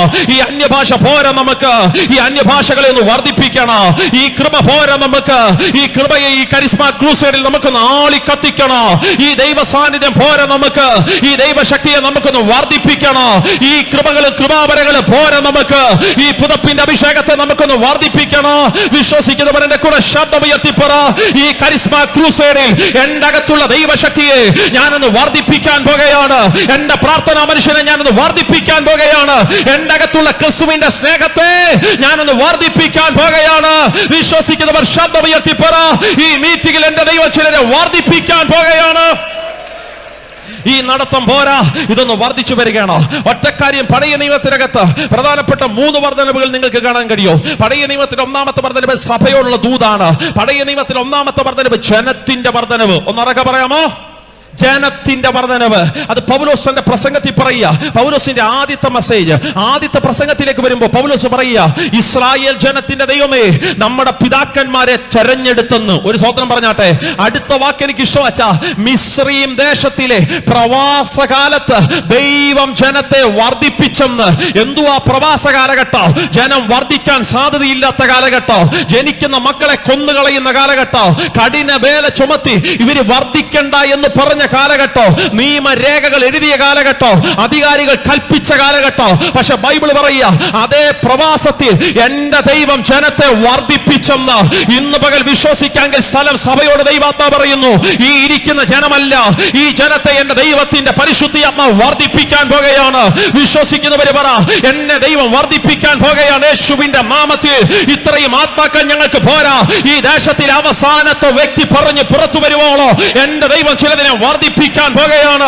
യേശുവിന്റെ അധികാരമുള്ള നാമത്തിൽ ഒരു വലിയ ദൈവ സാന്നിധ്യത്തിന്റെ മഹത്വം ഏറ്റെടുത്തുകൊണ്ട് നീ ഏത് പ്രവാസത്തിനകത്ത് കിടക്കുന്നോ അവിടെ ദൈവം നിന്നെ വർദ്ധിപ്പിക്കാൻ പോകുകയാണ്. ഏത് കഠിനവേല നിന്റെ ശിരസിൽ എടുത്തു വെച്ചോ അവിടെ ദൈവം നിന്നെ വർദ്ധിപ്പിക്കാൻ പോകുക. ഊടകപരന്തല വൈഡപരന്തക ലക്തക രക്ഷക രന്തല വൈഡപ റൂഡപരന്തല വൈഡപന് രക്തക ലക്ഷക രന്തല വൈഡം ധേരം ധേരം ഷാരം ഭാരം ധൂടം ഭാരം സേരം ധേരം ഷാരം ധേരം ധീരകത. ഈ ദേശത്തിലെ സകല കുട്ടിപ്പിശാചുക്കളും നോക്കി നിൽക്കേ, ഈ ദേശത്തിലെ സകല അന്ധകാര ശക്തികൾ നോക്കി നിൽക്കേ, ഈ ദേശത്തിലെ സകല പൈശാചിക മണ്ഡലങ്ങൾ നോക്കി നിൽക്കേ. അവസാനത്തെ വ്യക്തി പറഞ്ഞ് പുറത്തു വരുമ്പോഴോ ഈ ദേശത്തിനകത്തൊരു വർധനവ് എന്റെ ദൈവം കൊടുക്കുന്നതിനായി സ്തോത്ര. വിശ്വസിക്കുന്നവര് പറ, ഇത്ര സ്നാനം ഞങ്ങൾക്ക് പോരാ, ഇത്ര രക്ഷയുടെ വാഗ്ദത്തം ഞങ്ങൾക്ക് പോരാ. ഞങ്ങളുടെ ദൈവ സ്നാനത്തെ വർദ്ധിപ്പിക്കപ്പോ ഞങ്ങളുടെ ദൈവ രക്ഷയുടെ വാഗ്ദത്തങ്ങളെ വർദ്ധിപ്പിക്കുന്നതിനായി സ്തോത്രം. പഴയ നിയമത്തിനകത്ത് ഒന്നാമത്തെ വർധനവെന്ന് പറയുന്നത് ജനത്തിന്റെ വർധനവ. പഴയ നിയമത്തിലെ രണ്ടാമത്തെ വർധനവെന്ന് പറയുന്ന ആടുമാടുകളുടെ വർധനവ. എന്തു ആടുമാടുകളുടെ വർധനവ്? ശ്രദ്ധിച്ചു കേട്ടോ, അത് ഭൗതികത്തിന്റെ വർധനവ. അയ്യോ ഭൗതികം പ്രസംഗിക്കല്ലേ എന്ന് പറയുന്ന ആരെങ്കിലും ഉണ്ടെങ്കിൽ പ്രാർത്ഥിക്കുന്ന ദൈവമക്കൾക്കറിയാം, ഭൗതികത്തെ നമ്മൾ നോട്ടമിടുന്നവരല്ല. പക്ഷേ അവന്റെ സന്നിധിയിൽ ഇറങ്ങി തിരിച്ചാൽ ഇതും നൽകി മാനിക്കുന്ന ഒരു സ്വർഗത്തിലെ ദൈവമുണ്ട്. വിശ്വസിക്കുന്നവർക്കായി സ്തോത്രം. ആകെ പഴയ നിയമത്തിലെ രണ്ടാമത്തെ വർധനവ് ആടുമാടുകളുടെ വർധനവ്. അബ്രഹാം അനുഗ്രഹിക്കപ്പെട്ടു. റീസൺ അല്ലെങ്കിൽ അബ്രഹാമിന്റെ അനുഗ്രഹത്തിന്റെ സിമ്പൽ, സൈൻ എന്ന് പറയുന്നത്, സിസ്റ്റം എന്ന് പറയുന്ന ആടുമാടുകളുടെ വർധനവ്. തീർന്നില്ല, യോബ് അനുഗ്രഹിക്കപ്പെട്ടു. സിസ്റ്റം, യോബിന്റെ ആടുമാടുകളുടെ വർധനവ്. പഴയ നിയമത്തിനകത്ത് ഒരുവൻ അനുഗ്രഹിക്കപ്പെട്ടതിന്റെ സൈൻ എന്ന് പറയുന്നത് ഭൗതികത്തിന്റെ വർധനവായിരുന്നെങ്കിൽ പ്രാർത്ഥിക്കുന്നവന്റെ കയ്യിൽ ഓട്ടസംഖ്യയിൽ നന്മയിടുന്നത് പോലെ ചോർന്നു പോകാം എന്റെ ദൈവം സമ്മതിക്കത്തില്ല. ആകെ ഭൗതികത്തെ വർദ്ധിപ്പിക്കുന്ന ഒരു സ്വർഗത്തിലെ ദൈവമുണ്ട്. ഒന്നാമത്തെ വർധനവ് ജനത്തിന്റെ വർധനവ്, രണ്ടാമത്തെ വർധനവ് ഭൗതികത്തിന്റെ വർധനവ്. പഴയ നിയമത്തിലെ മൂന്നാമത്തെ വർധനവ് ശ്രദ്ധിച്ചു കേട്ടോണോ. പഴയ നിയമത്തിലെ മൂന്നാമത്തെ വർധനവ് തലമുറകളുടെ വർധനവ്. ചേർന്നൊരു ഹല്ലേലൂയ പറഞ്ഞേ. എന്തുവാ തലമുറയുടെ വർധനവ് എന്ന് പറഞ്ഞാൽ 10 മക്കളെ കിട്ടുന്ന കാര്യമല്ല ഞാൻ ഈ പറയുന്നത്. ഉള്ളതൊന്നേ ഉള്ളെങ്കിലും, ഉള്ളത് 2 ഉള്ളെങ്കിലും അതിന് എത്രത്തോളം ദൈവത്തിന് ഉയർത്താൻ കഴിയുമോ അത്രത്തോളം ദൈവ തലമുറയെ ഉയർത്തുന്നെങ്കിൽ നിന്റെ തലമുറ വർദ്ധിക്കപ്പെട്ടതിന്റെ രഹസ്യമാണത്. വിശ്വസിക്കുന്നവർ ശബ്ദമുയർത്തി പറഞ്ഞ്, എന്റെ തലമുറകളെ വർദ്ധിപ്പിക്കുന്ന ഒരു സ്വർഗത്തിലെ ദൈവമുണ്ട്. യേശുവിന്റെ നാമത്തിൽ, യേശുവിന്റെ നാമത്തിൽ, യേശുവിന്റെ നാമത്തിൽ, യേശുവിന്റെ നാമത്തിൽ, യേശുവിന്റെ നാമത്തിൽ ഇരിക്കുന്ന സകല ദൈവമക്കളുടെയും ജനറേഷനുകളെ ദൈവം വർദ്ധിപ്പിക്കാൻ പോകുന്നതിനായി സ്തോത്രം. അവരായിരിക്കുന്ന മണ്ണിൽ അവർ പെറ്റുപെരുകാൻ പോകുന്നതിനായി സ്തോത്രം. അവരായിരിക്കുന്ന മണ്ണുകൾ അവരെ കീഴടക്കാൻ പോകുന്നതിനായി യേശുവിന്റെ നാമത്തിൽ അത് സംഭവിക്കപ്പെടാൻ പോകുന്നതിന് ഇന്ന് പകൽ ഞങ്ങൾ ഒരുമിച്ച് സ്തോത്രം ചൊല്ലി പ്രാർത്ഥിക്കുന്നു. തലമുറകളെ വർദ്ധിപ്പിക്കുന്ന ഒരു സ്വർഗത്തിലെ ദൈവം. പഴയ നിയമത്തിലെ 3 വർധനവ് ഞാൻ പറഞ്ഞു കഴിഞ്ഞു. എന്നാൽ പുതിയ നിയമത്തിനകത്തെ ഏറ്റവും പ്രധാനപ്പെട്ട വർധനകളിലൊന്ന് പരിശുദ്ധാത്മാവിന്റെ വർധനവ്. അവിടാണ് ശക്തനായ അഭിഷക്തൻ തൂലിക ചലിപ്പിച്ചത്. സ്തോത്രം. മൂപ്പന്മാരുടെ കൈവെപ്പിനാൽ നിന്നിലുള്ള കൃപാവരത്തെ താഴ്ത്തണമെന്നല്ല, അത് നീ ജ്വലിപ്പിച്ചു കൊണ്ടുവരണോ. അവിടെ പരിശുദ്ധാത്മാവിന്റെ ഒരു വർധനവിലേക്ക് നീ വരണോ. ഒടുവിൽ സഹോദരന്മാരെ, ദൈവപ്രസാദം ലഭിക്കാൻ തക്കവണ്ണം നിങ്ങൾ എങ്ങനെ നടക്കണമെന്ന് ഞങ്ങൾ ഇന്ന് ഗ്രഹിച്ചതുപോലെ നിങ്ങൾ നടക്കുന്നുണ്ട്, നല്ലത്. പക്ഷെ ഈ നടത്തം പോരാ, നിങ്ങൾ നടത്തത്തിൽ വർദ്ധിച്ചു പെരുകണം. ചേർന്നൊരു ഹല്ലേലൂയ പറഞ്ഞേ. 5 അധ്യായങ്ങളാണ് തെസ്സലോനിക്ക സഭയ്ക്ക് വേണ്ടി പൗലോസ് എഴുതിയത്. 1-ാമത്തെ അധ്യായത്തിലേക്ക് ഓടി ഞാൻ വരികയാണ്. ചിന്തകൾ പറഞ്ഞ് നമ്മൾ ഒരുമിച്ച് പ്രാർത്ഥിക്കാൻ പോകുകയാണ്. 1-ാമത്തെ അധ്യായം എന്ന് പറയുന്നത്, ആമേൻ സ്തോത്രം, അതെ, 1-ാമത്തെ അധ്യായത്തിൽ പൗലോസ് പറഞ്ഞ് പഠിപ്പിക്കുകയാണ്, ഹൃദയത്തിന്റെ വിഗ്രഹങ്ങളെ ജയിക്കുക. ഹൃദയത്തിന്റെ വിഗ്രഹങ്ങളെ ജയിക്കുക. ആ വാക്കിന്റെ കൂടെ ഒന്ന് ചേർന്ന് പറഞ്ഞേ, ഹൃദയത്തിന്റെ, ഉറക്കെ പറഞ്ഞേ, ഹൃദയത്തിന്റെ വിഗ്രഹത്തെ ജയിക്കുക. വിഗ്രഹത്തെ ജയിക്കാനായിരുന്നെങ്കിൽ കൺവെൻഷൻ വേദിയിൽ ജാതികളോട് പ്രസംഗിച്ചാൽ മതി. പക്ഷെ ഇവിടെ പറയുന്നത് ഹൃദയത്തിന്റെ വിഗ്രഹത്തെ എന്ത് ചെയ്യണം? ജയിക്കണം. 1-ാമധ്യായ ലാസ്റ്റ് വാക്ക് പറയുന്നു, നിങ്ങൾ വിഗ്രഹങ്ങളെ വിട്ട് എങ്ങനെ തിരിഞ്ഞു എന്ന്. എങ്ങനെ തിരിഞ്ഞു? ഹൃദയം കൊണ്ട് തിരിഞ്ഞു. അപ്പൊ ഈ വിഗ്രഹം സത്യത്തിൽ നിന്ന് നിങ്ങളുടെ ഹൃദയത്തിനകത്താ. അകൽ ഹൃദയത്തിന്റെ വിഗ്രഹത്തെ എന്ത് ചെയ്യണം? ജയിക്കണം. തമ്പുരാന്റെ കൃപയാൽ പെന്തക്കോസ്തിനകത്ത് കൊത്തി ഉണ്ടാക്കിയൊരു വിഗ്രഹം ഇല്ല, പക്ഷെ ഹൃദയത്തിൽ വിഗ്രഹം ഉണ്ട്. ഒരു സ്വതന്ത്രം പറഞ്ഞാട്ടെ, ഞങ്ങളുടെ സഭയില് 21, ഞാൻ പറഞ്ഞല്ലോ ഇതെന്റെ സഭ പോലെ കണ്ടുകൊണ്ടാണ് ഞാൻ പറയുന്നത്, അല്ലെങ്കിൽ ഇങ്ങനെ പറയല. സ്വതന്ത്രം ഞങ്ങളുടെ ചർച്ചിനകത്ത് 21 ഡേയ്സ് മീറ്റിംഗ് നടന്നപ്പോൾ 21 ദിവസം 25 പാസ്റ്റർമാരെ ഞങ്ങൾ വിളിച്ചു. 21 ദിവസം 25 പാസ്റ്റർമാരെ വിളിച്ചിട്ട് ഞങ്ങളുടെ കുഞ്ഞുങ്ങൾ മനോഹരമായി നോട്ടീസൊക്കെ സെറ്റ് ചെയ്തു. അവരുടെ ഫോട്ടോ എല്ലാം അതിനകത്ത് വെച്ചു. കൊട്ടാരക്കര തൊട്ട് പത്തനാപുരം ദേശം വരെ ഫ്ലെക്സ് ബോർഡുകളെല്ലാം കൊണ്ടുവന്ന് വെച്ച് നിരത്തി. രാത്രി പിറ്റേ ദിവസം തൊട്ട് എനിക്ക് വിളി വരാൻ തുടങ്ങി, പാസ്റ്ററാണോ? ഞാൻ പറഞ്ഞു അതെ. ഒരു സഭയുണ്ടോ നിങ്ങൾക്ക്? ഞാൻ പറഞ്ഞുണ്ട്. മേലിലേലാണ് നിങ്ങളുടെ സഭയിൽ? ഞാൻ പറഞ്ഞു അതെ. അവിടെ 21 നടക്കുന്നുണ്ടല്ലേ? ഞാൻ പറഞ്ഞു നടക്കുന്നുണ്ട്. പാസ്റ്റർ ഞങ്ങൾ വരുന്നുണ്ട് കേട്ടോ. ഞാൻ പറഞ്ഞു നിങ്ങൾ എവിടെ പോകുന്നത്? ഞങ്ങൾ ഇന്നെടുത്ത. ഓക്കെ. ഞാൻ പറഞ്ഞു അവിടെ മീറ്റിംഗ് ഇല്ലാത്തപ്പോൾ വാ. സ്തോത്രം. വരുന്നുണ്ട് പാസ്റ്റർ, ഉറപ്പായിട്ട് വരുന്നുണ്ട്. പക്ഷേ ആ പാസ്റ്റർ എന്നാ പാസ്റ്റേ? ഞാൻ ചോദിച്ചു ഏത് പാസ്റ്ററാ? ആ ഫ്ലെക്സ് ബോർഡിനകത്ത് വലിയ തലയുമായിട്ടിരിക്കുന്ന പാസ്റ്റർ. സ്തോത്രം. അതെന്താ? അദ്ദേഹം ഉള്ളപ്പോഴേ ഞങ്ങൾ വരുവുള്ളൂ എന്ന് വെച്ചാൽ അദ്ദേഹത്തിന്റെ ഫാൻസ് ഇദ്ദേഹം. ഒരു സ്തോത്രം പറഞ്ഞാട്ടെ. സ്തോത്രമൊക്കെ ടാക്സി വിളിച്ച് വീട്ടിൽ പോയോ? സ്തോത്രം. പക്ക ഹൃദയത്തിന്റെ വിഗ്രഹ. സ്തോത്രം. അദ്ദേഹം പോകുന്നിടത്ത് ഇദ്ദേഹം പോകുള്ളൂ. പക്ക ഹൃദയത്തിന്റെ വിഗ്രഹ. സ്തോത്രം. ചിലക്ക് ഹൃദയത്തിന്റെ വിഗ്രഹം പാസ്റ്റർമാരാ, ചിലക്ക് ഹൃദയത്തിന്റെ വിഗ്രഹം അതല്ല, വസ്ത്രങ്ങളാ മാറി മാറി ഉപയോഗിക്കുന്ന. അവർക്ക് ഇങ്ങനെ ലൂയിസ് ഫിലിപ്പിന്റെയും അലൻസോളിന്റെ ഡ്രസ്സുകൾ, ബ്രാൻഡഡ് ഷർട്ടുകൾ മാറി മാറി ഹൃദയത്തിന്റെ വിഗ്രഹമാണ്. ഒരു സ്തോത്രം പറഞ്ഞാട്ടെ. മാന്യമായി വസ്ത്രം ധരിക്കരുതെന്നല്ല, ധരിക്കണം. പക്ഷെ ബ്രാൻഡഡ് ഷർട്ടുകളോട് മാത്രം പ്രേമമുള്ളവരുണ്ട്. ഹൃദയത്തിന്റെ വിഗ്രഹം. ചിലർക്ക് അതൊന്നുമില്ല. പെർഫ്യൂമുകൾ, അവർക്ക് എത്ര മുഷിഞ്ഞ ഡ്രസ് ഇട്ടാലും പ്രശ്നമില്ല, കുളിച്ചില്ലേലും പ്രശ്നമില്ല. പക്ഷെ അവർക്ക് മാറി മാറി ബ്രാൻഡഡ് പെർഫ്യൂമുകൾ ഉപയോഗിക്കണം. പക്ക ഹൃദയത്തിന്റെ വിഗ്രഹം. ചിലർക്ക് ഇതൊന്നുമല്ല, മാറി മാറി ഉപയോഗിക്കുന്ന ഫോണുകളാണ് അവർ ഹൃദയത്തിന്റെ വിഗ്രഹങ്ങൾ. അവർക്ക് ഇപ്പോൾ ലാസ്റ്റ് ഇറങ്ങിയത് iPhone 16 ആണോ? ഓക്കെ. അത് പറഞ്ഞാൽ അവർക്ക് അപ്പം മേടിക്കണം, അല്ലെ അവർക്ക് മനസ്സെന്തോ അസ്വസ്ഥതയാ. അപ്പൊ അവർക്ക് 15 വേണ്ട, അവർക്ക് 16 മതി. പക്ക ഹൃദയത്തിന്റെ വിഗ്രഹം. സ്തോത്രം. എന്നാൽ ചിലർക്ക് ഇതൊന്നുമല്ല ഹൃദയത്തിന്റെ വിഗ്രഹം. എപ്പോഴും മന്തി കഴിക്കണം. ഒരു സ്തോത്രം പറഞ്ഞാട്ടെ. അവർക്ക് എപ്പോഴും രാത്രി എന്തോ ചെയ്യണം? മന്തി കഴിക്കണം. സ്തോത്രം. അതുകൊണ്ട് ബൈബിൾ പറയുന്നത്, നിന്റെ ഭക്ഷണം നിനക്ക് ഇടർച്ച വരുത്തുന്നെങ്കിൽ നിന്റെ തൊണ്ടയ്ക്ക് അതെന്താ? ഭക്ഷണം കഴിക്കാനല്ലേ ദൈവം പറയണ്ടേ? ഭക്ഷണം നീ കഴിച്ചോ, പക്ഷെ അത് ഇടർച്ചയാകുന്നെങ്കിൽ, എന്റെ ഭാഷയിൽ പറഞ്ഞാൽ അത് നിന്റെ അകത്ത് പ്രേമം പോലെ കിടന്നാൽ, വിഗ്രഹം പോലെ കിടന്നാൽ, നിന്റെ തൊണ്ടയ്ക്ക് കത്തി വെക്കുന്നതാ കുറച്ചുകൂടെ നല്ലത്. 1-ാം അധ്യായം പറഞ്ഞ് പഠിപ്പിക്കുന്നു ഹൃദയത്തിന്റെ വിഗ്രഹത്തെ ജയിച്ച് പുറത്തു വരിക. 2-ാം അധ്യായത്തിന്റെ ചിന്തയിലേക്ക് വരാം. 2-ാം അധ്യായത്തിൽ പൗലോസ് പറയുന്നു ശുശ്രൂഷയുടെ അലസതകളെ ജയിക്കുക. എന്താ? ശുശ്രൂഷയുടെ അലസതകളെ ജയിക്കുക. ഒന്നുകൂടെ പറഞ്ഞേ, ഈ ഉറക്കെ പറഞ്ഞേ. ശുശ്രൂഷയുടെ അലസതകളെ. അത് നിങ്ങളോടല്ല, അത് ഞങ്ങളോടുള്ള ദൂതാണ്. സ്വതന്ത്രം. ശുശ്രൂഷയുടെ അലസതകൾ. ഇവിടെ ശുശ്രൂഷയുടെ അലസത എന്നതിനേക്കാൾ അപ്പുറം ശുശ്രൂഷയുടെ പ്രാഗൽഭ്യം പൗലോസ് വെളിപ്പെടുത്തുക. 2:9 ഞാൻ നിങ്ങളെ വായിച്ച് കേൾപ്പിക്കാം. ശ്രദ്ധിച്ചേ സഹോദരന്മാരെ, ഞങ്ങളുടെ അധ്വാനവും പ്രയാസവും നിങ്ങൾ ഓർക്കുന്നുവല്ലോ. നിങ്ങളിൽ ആർക്കും ഭാരമായി തീരരുത് എന്ന് വെച്ച് ഞങ്ങൾ രാവും പകലും വേല ചെയ്തുകൊണ്ട് നിങ്ങളോട്. അയ്യോ, അപ്പൊ ഈ മനുഷ്യൻ എന്നാ മനുഷ്യനായിരുന്നല്ലേ? പുള്ളി രാവിലെയും വൈകിട്ടും ജോലിയും ചെയ്യും, സുവിശേഷവും പ്രസംഗിക്കും. ഒരു സ്വതന്ത്രം പറഞ്ഞാട്ടെ. സത്യത്തിൽ ഈ വാക്യം വായിച്ചപ്പോൾ പ്രാർത്ഥന റൂമിൽ ഇരുന്നുകൊണ്ട് ഞാൻ ദൈവത്തോട് സമ്മതിച്ചൊരു കാര്യം, അത് ചില ശുശ്രൂഷകന്മാരെങ്കിലും സമ്മതിക്കണം. ഞാൻ ദൈവത്തോട് സമ്മതിച്ചു, എന്റെ കർത്താവേ, ഞങ്ങൾ ചെയ്യുന്ന ഫുൾ ടൈം ശുശ്രൂഷ അല്ല. ഒരു സ്വതന്ത്രം പറഞ്ഞാട്ടെ. ആണോ? സൂപ്പർ മാർക്കറ്റ് നടത്തുന്ന ആള് ഫുൾ ടൈം ചെയ്യുന്നത്. ഫുൾ ടൈമാ ചെയ്യുന്നത്. പുള്ളിക്കാരനെ രാവിലെ 6 മണിക്ക് കട തുടങ്ങാൻ രാത്രി 10 അടയ്ക്കും. പുള്ളി ഫുൾ ടൈമാ ചെയ്യുന്നത്. തട്ടുകടക്കാരൻ ചെയ്യുന്നത് ഫുൾ ടൈം പരിപാടിയാ. പുള്ളി രാവിലെ തൊട്ട് പരിപാടി തുടങ്ങും, രാത്രി 12 അടയ്ക്കും. തട്ടുകടക്കാരൻ ഫുൾ ടൈമാ ചെയ്യുന്നത്. പക്ഷെ ശുശ്രൂഷകന്മാർ ഫുൾ ടൈമാന്ന് എനിക്ക് തോന്നുന്നില്ല. ഒരു സ്വതന്ത്രം പറഞ്ഞാട്ടെ. രാവിലെ 2 മണിക്കൂർ പ്രസംഗിക്കുന്നു, പിന്നെ ഇടയ്ക്കിടയ്ക്ക് വീടുകൾ വിസിറ്റ് ചെയ്യാൻ പോകുന്നു, പിന്നെ വൈകിട്ട് ഫുഡ് അടിക്കുന്നു, പിന്നെ രാത്രി പ്രസംഗിക്കുന്നു, പോയി കിടന്നുറങ്ങുന്നു. ഒരു സ്വതന്ത്രം പറഞ്ഞാട്ടെ. പൗലോസ് തന്നെ ശുശ്രൂഷയുടെ പ്രാഗൽഭ്യം വെളിപ്പെടുത്തുക. രാവും പകലും വേല ചെയ്യുന്നു, അക്കൂട്ടത്തിൽ സുവിശേഷവും പ്രസംഗിക്കുന്നു. അന്ന് വെച്ചാൽ നാളെ എല്ലാവരും കൂടെ കല്ല് ചുമക്കാൻ പോകണമെന്നല്ല. സുവിശേഷ വേലയിലും ഒരു അധ്വാനമുണ്ട്. ഒരു സ്വതന്ത്രം പറഞ്ഞാട്ടെ. അതും ഒരു അധ്വാനം. പക്ഷെ അതിന്റെ ഡെഡിക്കേഷനോടെ ചെയ്യുമ്പോഴാണ് ശുശ്രൂഷയുടെ അലസതയോടെ കെട്ട് നമ്മൾ എന്ത് ചെയ്യുന്നേ? പൊട്ടിക്കുന്നേ. ഞാൻ പഠിച്ച ബൈബിൾ സെമിനാർ IPCയുടെ ഒരു ബൈബിൾ സെമിനാറിൽ വേങ്ങൂരാണ്. സി തോമസ് സാറിന്റെ ബൈബിൾ സെമിനാറിൽ ഞാൻ പഠിച്ചത്. ഫുഡ് കഴിക്കാൻ വേണ്ടി മെസ്സിലേക്ക് ചെല്ലുമ്പോൾ എന്റെ ചങ്കിനകത്ത് ഇടിവാൾ പാസ് ചെയ്യുന്ന ഒരു വാക്ക് സി തോമസ് സാറ് അതിന്റെ മെസ്സിന്റെ ഫ്രണ്ടിൽ ഈ വാളിനകത്ത് ഭിത്തിക്കകത്ത് എഴുതി വെച്ചിട്ടുണ്ട്. വാക്ക് എങ്ങനെയാ? സ്തോത്രം. അധ്വാനിക്കാൻ മനസ്സില്ലാത്തവൻ കഴിക്കുകയും അരുത്. സ്തോത്രം. അത് കാണുമ്പോൾ മനസ്സിനകത്തോട്ട് ഇടിവാള് പാസ് ചെയ്യുന്നത് പോലെ. സ്തോത്രം. അധ്വാനിക്കുകയും ചെയ്യുന്നുണ്ട്, കൂട്ടത്തിൽ സുവിശേഷ വേലയും ചെയ്യുന്നുണ്ട്. രണ്ടാമത്തെയായി ശുശ്രൂഷയുടെ അലസതകളെ ജയിക്കുക. മൂന്നാമത്തെ അധ്യായം പൗലോസ് പറഞ്ഞു പഠിപ്പിക്കുന്നു കൂട്ടായ്മയുടെ ഭിന്നതകളെ ജയിക്കുക. എന്നാ? കൂട്ടായ്മയുടെ ഭിന്നതകളെ ജയിക്കുക.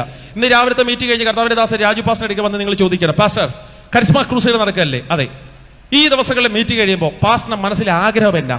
ഈ നാട്ടിൽ നിന്ന് ഒരു 10 കുടുംബം പുതുതായിട്ട് നമ്മുടെ സഭയെ വരണമെന്നാണോ ആഗ്രഹം, അതോ ഉള്ളതൊക്കെ അങ്ങ് ഐക്യതയെ പോകണമെന്നാണോ ആഗ്രഹം എന്ന് ചോദിച്ചാൽ, ഒരു നല്ല പാസ്റ്റർ ആണെങ്കിൽ പറയണം, എന്റെ അമ്മാമേ 10 കയറി വന്നില്ലേലും സാരമില്ല, ഉള്ളതൊക്കെ എന്ത് ചെയ്താൽ മതി എന്നാ ഐക്യ.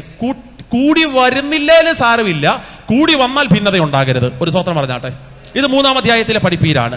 4-ാമത്തെ അധ്യായത്തിൽ പൗലോസ് വരുമ്പോൾ മനസ്സിന്റെ നിരാശകളെ ജയിക്കുക എന്ന കാതലായ ഒരു വിഷയം പറഞ്ഞു പഠിപ്പിക്കുന്നു. മനസ്സിന്റെ നിരാശകളെ ജയിക്കുക. 5-ാം അധ്യായം പാപത്തെ ജയിക്കുക. എനിക്കറിയാം, ഞാൻ 5 അധ്യായം പറഞ്ഞപ്പോൾ ഈ ഫ്രണ്ടിലിരിക്കുന്ന അമ്മാമയും പിന്നെ ആ സൈഡിലിരിക്കുന്ന മോളും അല്ലാതെ ഈ ഫ്രണ്ടിലിരിക്കുന്ന അച്ചായനും അല്ലാതെ വേറെ ആരും എഴുതുന്നതായിട്ട് ഞാൻ കാണുന്നില്ല. സ്തോത്രം. കാരണം നിങ്ങൾക്ക് അത്രയും മെമ്മറി കപ്പാസിറ്റി ഉള്ളതിനെ ഓർത്ത് ഞാൻ ദൈവത്തിന് സ്തോത്രം പറയുക. ഞങ്ങൾക്ക് അങ്ങനെ എഴുതേണ്ട ആവശ്യമൊന്നുമില്ല പാസ്റ്റേ. ഞങ്ങൾ കമ്പ്യൂട്ടർ ഫീഡ് ചെയ്യുന്ന കണക്കില്ല. ഈ എഴുതുന്നവർക്ക് മെമ്മറി ഇല്ല, ഞങ്ങൾക്ക് നല്ല മെമ്മറി കപ്പാസിറ്റിയാണ്. പാസ്റ്ററിന് അടുത്ത പ്രാവശ്യം വന്നാലും ഞങ്ങൾ ഇത് പറയും. കണ്ടോ, ആ ഇരിപ്പും മുഖത്തിന്റെ ഭാവപ്രകടനങ്ങൾ കാണുമ്പോൾ എനിക്കറിയാം എല്ലാം നിങ്ങളുടെ മനസ്സിൽ സ്റ്റോറാ. ഒന്നുകൂടെ എടുത്തു പറയാം. 1-ാം അധ്യായം ഹൃദയത്തിന്റെ വിഗ്രഹത്തെ ജയിക്കുക. 2-ാം അധ്യായം ശുശ്രൂഷയുടെ അലസതകളെ ജയിക്കുക. 3-ാം അധ്യായം മനസ്സിന്റെ നിരാശകളെ ജയിക്കുക. ആമേൻ. 3-ാമത്തെ അധ്യായം ആമേൻ സ്തോത്രം കൂട്ടായ്മയുടെ ഭിന്നതകളെ ജയിക്കുക. 4-ാം അധ്യായം മനസ്സിന്റെ നിരാശകളെ ജയിക്കുക. 5-ാം അധ്യായം പാപത്തെ ജയിക്കുക. 5 അധ്യായത്തിൽ 5 ജയങ്ങൾ പറഞ്ഞു പഠിപ്പിക്കുന്ന പൗലോസ് 4-ാം അധ്യായത്തിൽ വന്നപ്പോൾ ഈ സഭ നിലനിൽക്കാനുള്ള 3 കൂട്ടം കാര്യങ്ങളെ അവരോട് പറഞ്ഞു പഠിപ്പിക്കുക. 4-ാം അധ്യായം എത്തുന്നതിനേക്കാൾ മുമ്പ് ആ 3 കാര്യങ്ങൾ പറഞ്ഞ് നമ്മൾ ഒരുമിച്ച് പ്രാർത്ഥിക്കാൻ പോകുക. അപ്പോഴത്തേക്ക് സമയം പരിസമാപ്തിയിലേക്ക് എത്തും. വളരെ കുറച്ച് മിനിറ്റുകൾ ശ്രദ്ധിച്ച് കേട്ടാട്ടെ. ഒരു സഭ നിലനിന്നതിന്റെ 3 രഹസ്യങ്ങൾ എടുത്താട്ടെ. 2-ാം അധ്യായം 13-ാമത്തെ വാക്യം. ഈ സഭ നിലനിന്നതിന്റെ 1-ാമത്തെ രഹസ്യക്കൂട് 2-ന്റെ 13-ാമത്തെ വാക്യം. ഞങ്ങൾ പ്രസംഗിച്ച ദൈവവചനം, ഞാൻ പറയുന്ന പേന ഉണ്ടെങ്കിൽ ഒരു അടിവരയിടണം. ഞങ്ങൾ പ്രസംഗിച്ച ദൈവവചനം നിങ്ങൾ കേട്ടു. ഒരു സഭ നിലനിന്നതിന്റെ കാര്യം ഞങ്ങൾ പ്രസംഗിച്ച ദൈവവചനം നിങ്ങൾ കേട്ടു.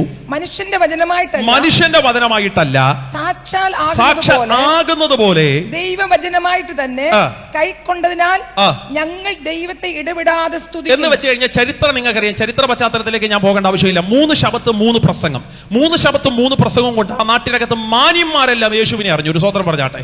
അല്ല, രക്ഷിക്കപ്പെട്ടവർക്ക് ബൈബിൾ വിളിച്ച പേരാണ് മാന്യന്മാർ. ഒരു സ്വത്രം പറഞ്ഞേ. തെസ്സലോനിക്ക സഭയ്ക്കകത്ത് രക്ഷിക്കപ്പെട്ട കൂട്ടത്തിന് ബൈബിൾ വിളിച്ച പേരാണ് മാന്യന്മാർ. അങ്ങനാണെങ്കിൽ രക്ഷിക്കപ്പെട്ടവർക്ക് ബൈബിൾ കൊടുക്കുന്ന നല്ല പേരുകൾ ഒന്നാണ് മാന്യന്മാർ. അടുത്തിരിക്കുന്ന ആൾക്ക് കൈയൊക്കെ കൊടുത്തൊന്ന് ചിരിച്ച് സന്തോഷത്തോടെ പറ, മാന്യനാന്ന് പറ. മാന്യനാ കേട്ടോ. രക്ഷിക്കപ്പെട്ടില്ലയോ? മാന്യനാന്നേ. സ്തോത്രം. ഇനി അല്ല, ആ നാട്ടിൽ രക്ഷിക്കപ്പെടാത്തൊരു ചെറിയ കമ്മ്യൂണിറ്റി ഉണ്ടല്ലോ, അവരെ ബൈബിൾ വിളിച്ച പേര് മെനക്കെട്ട് നടക്കുന്നവർ. എന്നാ? എല്ലാ നാട്ടിലും ഈ 2 ഗ്രൂപ്പുണ്ട്, എല്ലാ സഭയിലും ഈ 2 ഗ്രൂപ്പുണ്ട്. മാന്യന്മാരും ഉണ്ട്, മെനക്കെട്ട് നടക്കുന്നവരുമുണ്ട്. സ്തോത്രം. അപ്പൊ ഈ നാട്ടിനകത്ത് 3 ശബത്ത് 3 പ്രസംഗം കഴിഞ്ഞപ്പോ എല്ലാവരും മാന്യന്മാരെല്ലാം യേശുവിനെ അറിഞ്ഞു. അങ്ങനെ യേശുവിനെ അറിഞ്ഞ ആ കൂട്ടത്തിന്റെ നടുവിൽ പിന്നൊരു പാസ്റ്റർ ഉണ്ടായിരുന്നില്ല.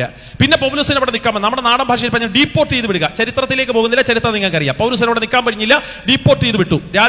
നാട്ടുകാർ അല്ലെങ്കിൽ അധികാരികൾ ഡീപ്പോർട്ട് ചെയ്ത് വിട്ടു, നാട് കടത്തി. പിന്നെ പൗലോസിന് അങ്ങോട്ട് എൻട്രി ഇല്ല. അങ്ങനെ ഇരുന്നപ്പോൾ ഈ സഭ ഇവിടെ ഉണ്ടോ എന്നറിയാൻ വേണ്ടി റിപ്പോർട്ട് എടുക്കാൻ വേണ്ടി തന്റെ നീതിപുത്രനെ അയച്ചപ്പോൾ റിപ്പോർട്ട് എടുത്തുകൊണ്ട് വരുന്ന ആ മനുഷ്യൻ പൗലോസിനോട് പറയുന്നു, സഭ ഇന്നുമുണ്ട്. സഭ നിലനിന്നതിന്റെ കാര്യം ഈ വാക്യത്തിൽ പൗലോസ് എഴുതി വെക്കുക. ഞങ്ങൾ അവിടെ ഉള്ളത് കൊണ്ടല്ല നിങ്ങൾ നിലനിന്നത്, ഞങ്ങൾ അന്ന് പ്രസംഗിച്ച ദൈവവചനം ഇപ്പോഴും നിങ്ങളുടെ നടുവിൽ വ്യാപരിച്ചു കൊണ്ടിരിക്കുന്നതാണ് കാര്യം. എന്തോ വാക്യം വായിച്ചപ്പോൾ എന്റെ മനസ്സിൽ ഭയങ്കര സന്തോഷമുണ്ടായി. ഒരു പാസ്റ്ററിന്റെ വായിൽ നിന്ന് വീഴുന്ന വാക്ക്, പ്രവചനം പറഞ്ഞ പ്രവാചകൻ മരിച്ചാലും അദ്ദേഹത്തിന്റെ ശിരസിൽ വാർദ്ധക്യം പിടിച്ചാലും ആ പറഞ്ഞ വചനത്തിന് ഒരു മാറ്റവും ഇല്ല. അത് നമ്മുടെ നടുവിൽ ഇങ്ങനെ വ്യാപരിച്ചു കൊണ്ടിരിക്കും. വിശ്വസിക്കുന്നവർക്കായി ദൈവത്തിന് ഞാൻ സ്തോത്രം പറയുന്നു. എന്നെ നോക്കിയേ, ഞങ്ങളുടെ സഹോദരിമാരിയിരിക്കുന്ന ഈ ഭാഗം നിങ്ങൾ ശ്രദ്ധിച്ചേ. ഇവർ ഇച്ചിരി തിക്കായിട്ടായിരിക്കുന്നത്, ഇച്ചിരി ടൈറ്റ് ആയിട്ടായിരിക്കുന്നത്. ഇൻ കേസ് ഒരു പ്രവചന ആത്മാവിൽ ഞാൻ നിറയപ്പെട്ടാലും നിങ്ങളെടുക്കൽ വന്നൊരു ദൂത് പറയണം ഉണ്ടെങ്കിൽ പോലും അതിനുള്ള സാഹചര്യം ഒരു പക്ഷേ ഇച്ചിരി കൺജസ്റ്റഡാ. നിങ്ങൾ ഇങ്ങനെ ടൈറ്റ് ആയിട്ടായിരിക്കുന്നത്. സഹോദരന്മാർ അല്പം ടൈറ്റ് ആട്ടാ. അങ്ങനെ ടൈറ്റ് ആയിട്ടിരിക്കുന്ന സഹോദരിമാരുടെ നടുവിലൂടെ എനിക്ക് ഫ്രീ ആയിട്ട് നടക്കാൻ കഴിയില്ല. ഇല്ല, അതൊരു മാന്യതയല്ല, അങ്ങനെ നടക്കാൻ കഴിയില്ല. അപ്പൊ പാസ്റ്ററായി എനിക്ക് നിങ്ങളുടെ നടുവിലേക്ക് ഇറങ്ങി വരാൻ ഒരു പരിധിയുണ്ട്, ഒരു പരിമിതിയുണ്ട്. പക്ഷെ ഞാൻ നിങ്ങളോട് ഒരു കാര്യം പറയാം. നിങ്ങൾ എത്ര ടൈറ്റ് ആയിട്ടിരുന്നാലും, നിങ്ങൾ എത്ര തിക്കായിട്ടിരുന്നാലും ഈ പറയുന്ന വചനം ഉണ്ടല്ലോ, അത് നിങ്ങളുടെ നടുവിലൂടെ ഇങ്ങനെ വ്യാപരിച്ചു കൊണ്ടിരിക്കോ. എത്ര പേർക്ക് വിശ്വസിക്കാൻ കഴിയുന്നുണ്ട്? ആ വചനം ഇന്ന് പകൽ നമ്മുടെ നടുവിലുണ്ടെന്ന് വിശ്വസിക്കുന്ന ദൈവത്തിന്റെ മക്കൾ ഇന്ന് പകലത്തെ മീറ്റിംഗിനകത്തുണ്ടോ? ആ വചനം എന്നെ തട്ടി തലോടി പോകുന്നുണ്ട്. ആ വചനത്തിന്റെ കാറ്റ് എന്റെ ശരീരത്തിനകത്ത് ഞാൻ വീശിയടിക്കുന്നുണ്ട്. ആ വചനത്തിന്റെ മഴ എന്റെ ശരീരത്തിനകത്ത് ഞാൻ പെയ്തു വീഴും വീഴുന്നത് അനുഭവിക്കുന്നുണ്ട് എന്ന് പറയുന്ന ദൈവത്തിന്റെ മക്കൾ ഈ മീറ്റിംഗിനകത്തുണ്ട്. അവരെ ഓർത്ത് ഞാൻ ദൈവത്തിന് സ്തോത്രം പറയുന്നു. ആ വചനം നമ്മുടെ നടുവിൽ വ്യാപരിച്ചു കൊണ്ടിരിക്കുകയാണ്. അങ്ങനെ വചനം ചെയ്യുന്ന 4 കാര്യങ്ങൾ അവിടെ നിന്ന് ഞാൻ ഓടിച്ചു പറയാം. ഒന്ന്, പുറപ്പാട് പുസ്തകം 9-ാം അധ്യായം അതിന്റെ 20-ാമത്തെ വാക്യം വേഗത്തിൽ വായിച്ചു കേൾപ്പിച്ചോ. അതൊരു ദൂതാണ്. എന്നെടുക്കണം ആ ഭാഗം. പുറപ്പാട് 9-ന്റെ 20-ാമത്തെ വാക്യം. ഫറവോന്റെ ഭൃത്യന്മാരിൽ യഹോവയുടെ വചനത്തെ ഭയപ്പെട്ടവർ. വായിച്ചോ. പുറപ്പാട് 9-ന്റെ 20. യഹോവയുടെ വചനത്തെ ഭയപ്പെട്ടവർ. പേനുണ്ടെങ്കിൽ ഒരു അടിവരി ഇട്ടു. ഫറവോന്റെ ഭൃത്യന്മാരിൽ യഹോവയുടെ വചനത്തെ ഭയപ്പെട്ടവർ. എന്റെ ചോദ്യം, ഫറവോന്റെ ഭൃത്യന്മാർക്ക് വേണ്ടിയിട്ടാണോ യഹോവ വചനം അയച്ചേ? അല്ലെന്നേ. ഫറവോന്റെ ഭൃത്യന്മാർക്ക് വേണ്ടിയിട്ടൊന്നും അല്ല തമ്പുരാൻ വചനം അയച്ചത് ഇസ്രായേലിന് വേണ്ടി. എന്തോ ഇവിടുത്തെ വചനം കന്മഴയാണ്. കന്മഴ പെയ്യുന്നു. ആകയാൽ വീടുകൾക്കകത്ത് ആടുമാടുകളെ കയറ്റി രക്ഷിക്കുക. പക്ഷെ അത് ഇസ്രായേൽ മക്കൾ ലാഘവത്തോട് കണ്ടു. പക്ഷെ ഫറവോന്റെ ഭൃത്യന്മാർ ആ വചനത്തെ ഭയപ്പെട്ടു. ബൈബിളിൽ കിടക്കുക, ഭയപ്പെട്ട ഫറവോന്റെ ഭൃത്യന്മാർ വചനത്തെ അനുസരിച്ച കാരണത്താൽ അവർ ആടുമാടുകളെ വീടിനകത്ത് കയറ്റി രക്ഷിച്ചെന്ന് പറഞ്ഞാൽ എനിക്ക് ആ വാക്യത്തിൽ ഇത് മനസ്സിലായ ഒരു യാഥാർത്ഥ്യം ഞാൻ നിങ്ങളോട് പറയാം. ശ്രദ്ധിച്ചോ. വചനം ഒരുത്തൻ ഭയപ്പെട്ടാൽ, വചനം ഒരു സഭയ്ക്കകത്തുണ്ടെങ്കിൽ ആ സഭ നിലനിൽക്കും. ശരിയാ. പക്ഷെ വചനം ആ സഭയ്ക്കകത്തുണ്ടെങ്കിൽ അനർത്ഥങ്ങളെ ദൈവം ഒഴിച്ചു മാറ്റും. വിശ്വസിക്കുന്നവർക്കായി ദൈവത്തിന് ഞാൻ സ്തോത്രം പറയുന്നു. ഇന്ന് പകലേ ഈ കരിസ്മ ക്രൂസൈഡിനകത്ത് പകലും വൈകിട്ടുമായി ചില ദിവസങ്ങൾ ഈ യോഗങ്ങൾ നടക്കുമ്പോൾ എത്ര പേർക്ക് വിശ്വസിക്കാൻ കഴിയുന്നുണ്ട് ഈ വചനം എന്റെ കൂടാരത്തിന്റെ അനർത്ഥങ്ങളെ തട്ടിമാറ്റോ, ഈ വചനം എന്റെ ഭവനത്തിന്റെ ചില പ്രതികൂലങ്ങളെ അടിച്ചു മാറ്റോ, ചില രക്തച്ചൊരിച്ചിലുകളെ പോലും ദൈവം അടിച്ചു മാറ്റോ?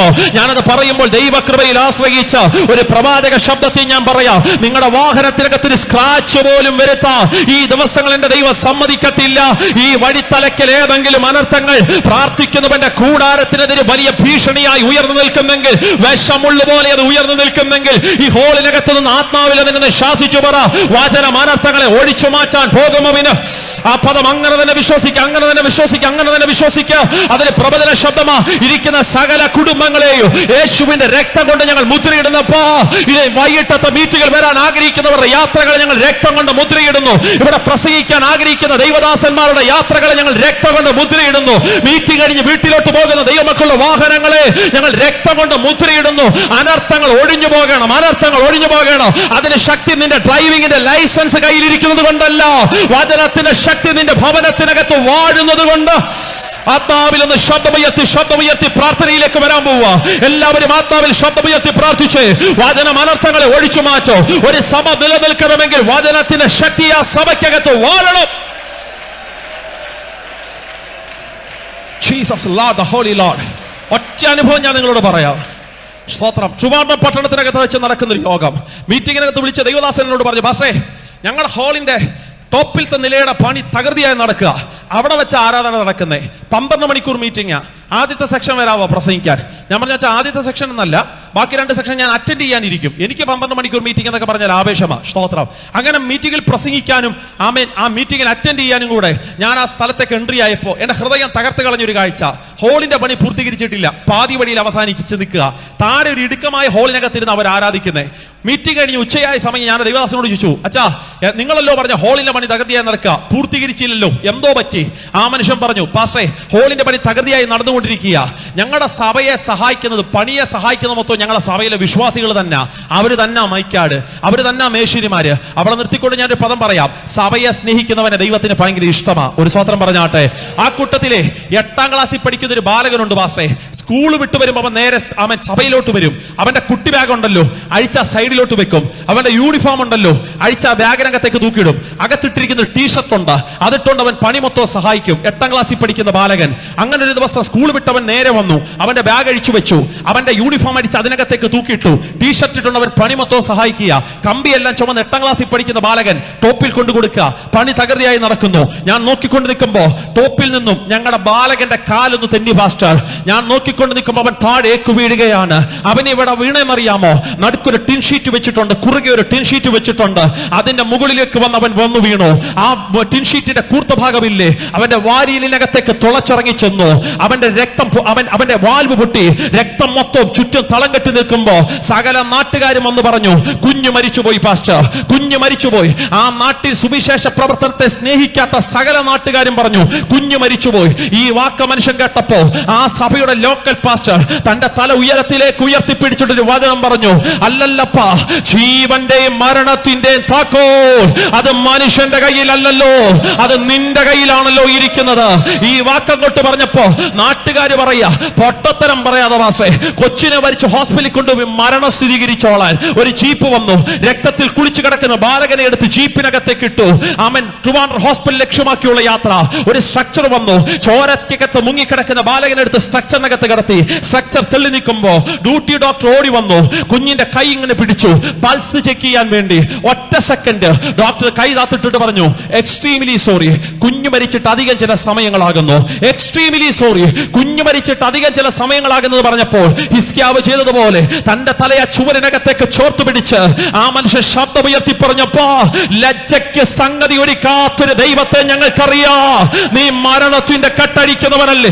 ഈ മനുഷ്യൻ വചനം വീണ്ടും പറഞ്ഞുകൊണ്ടിരിക്കുമ്പോ ആ മനുഷ്യൻ ഡ്യൂട്ടി ഡോക്ടർ പറഞ്ഞു, കീപ് സൈലന്റ്, നിശബ്ദമാകാൻ പറ, അദ്ദേഹത്തോട് മിണ്ടാതിരിക്കാൻ പറ. എല്ലാവരും ഒന്ന് നിശബ്ദമായിക്കേ.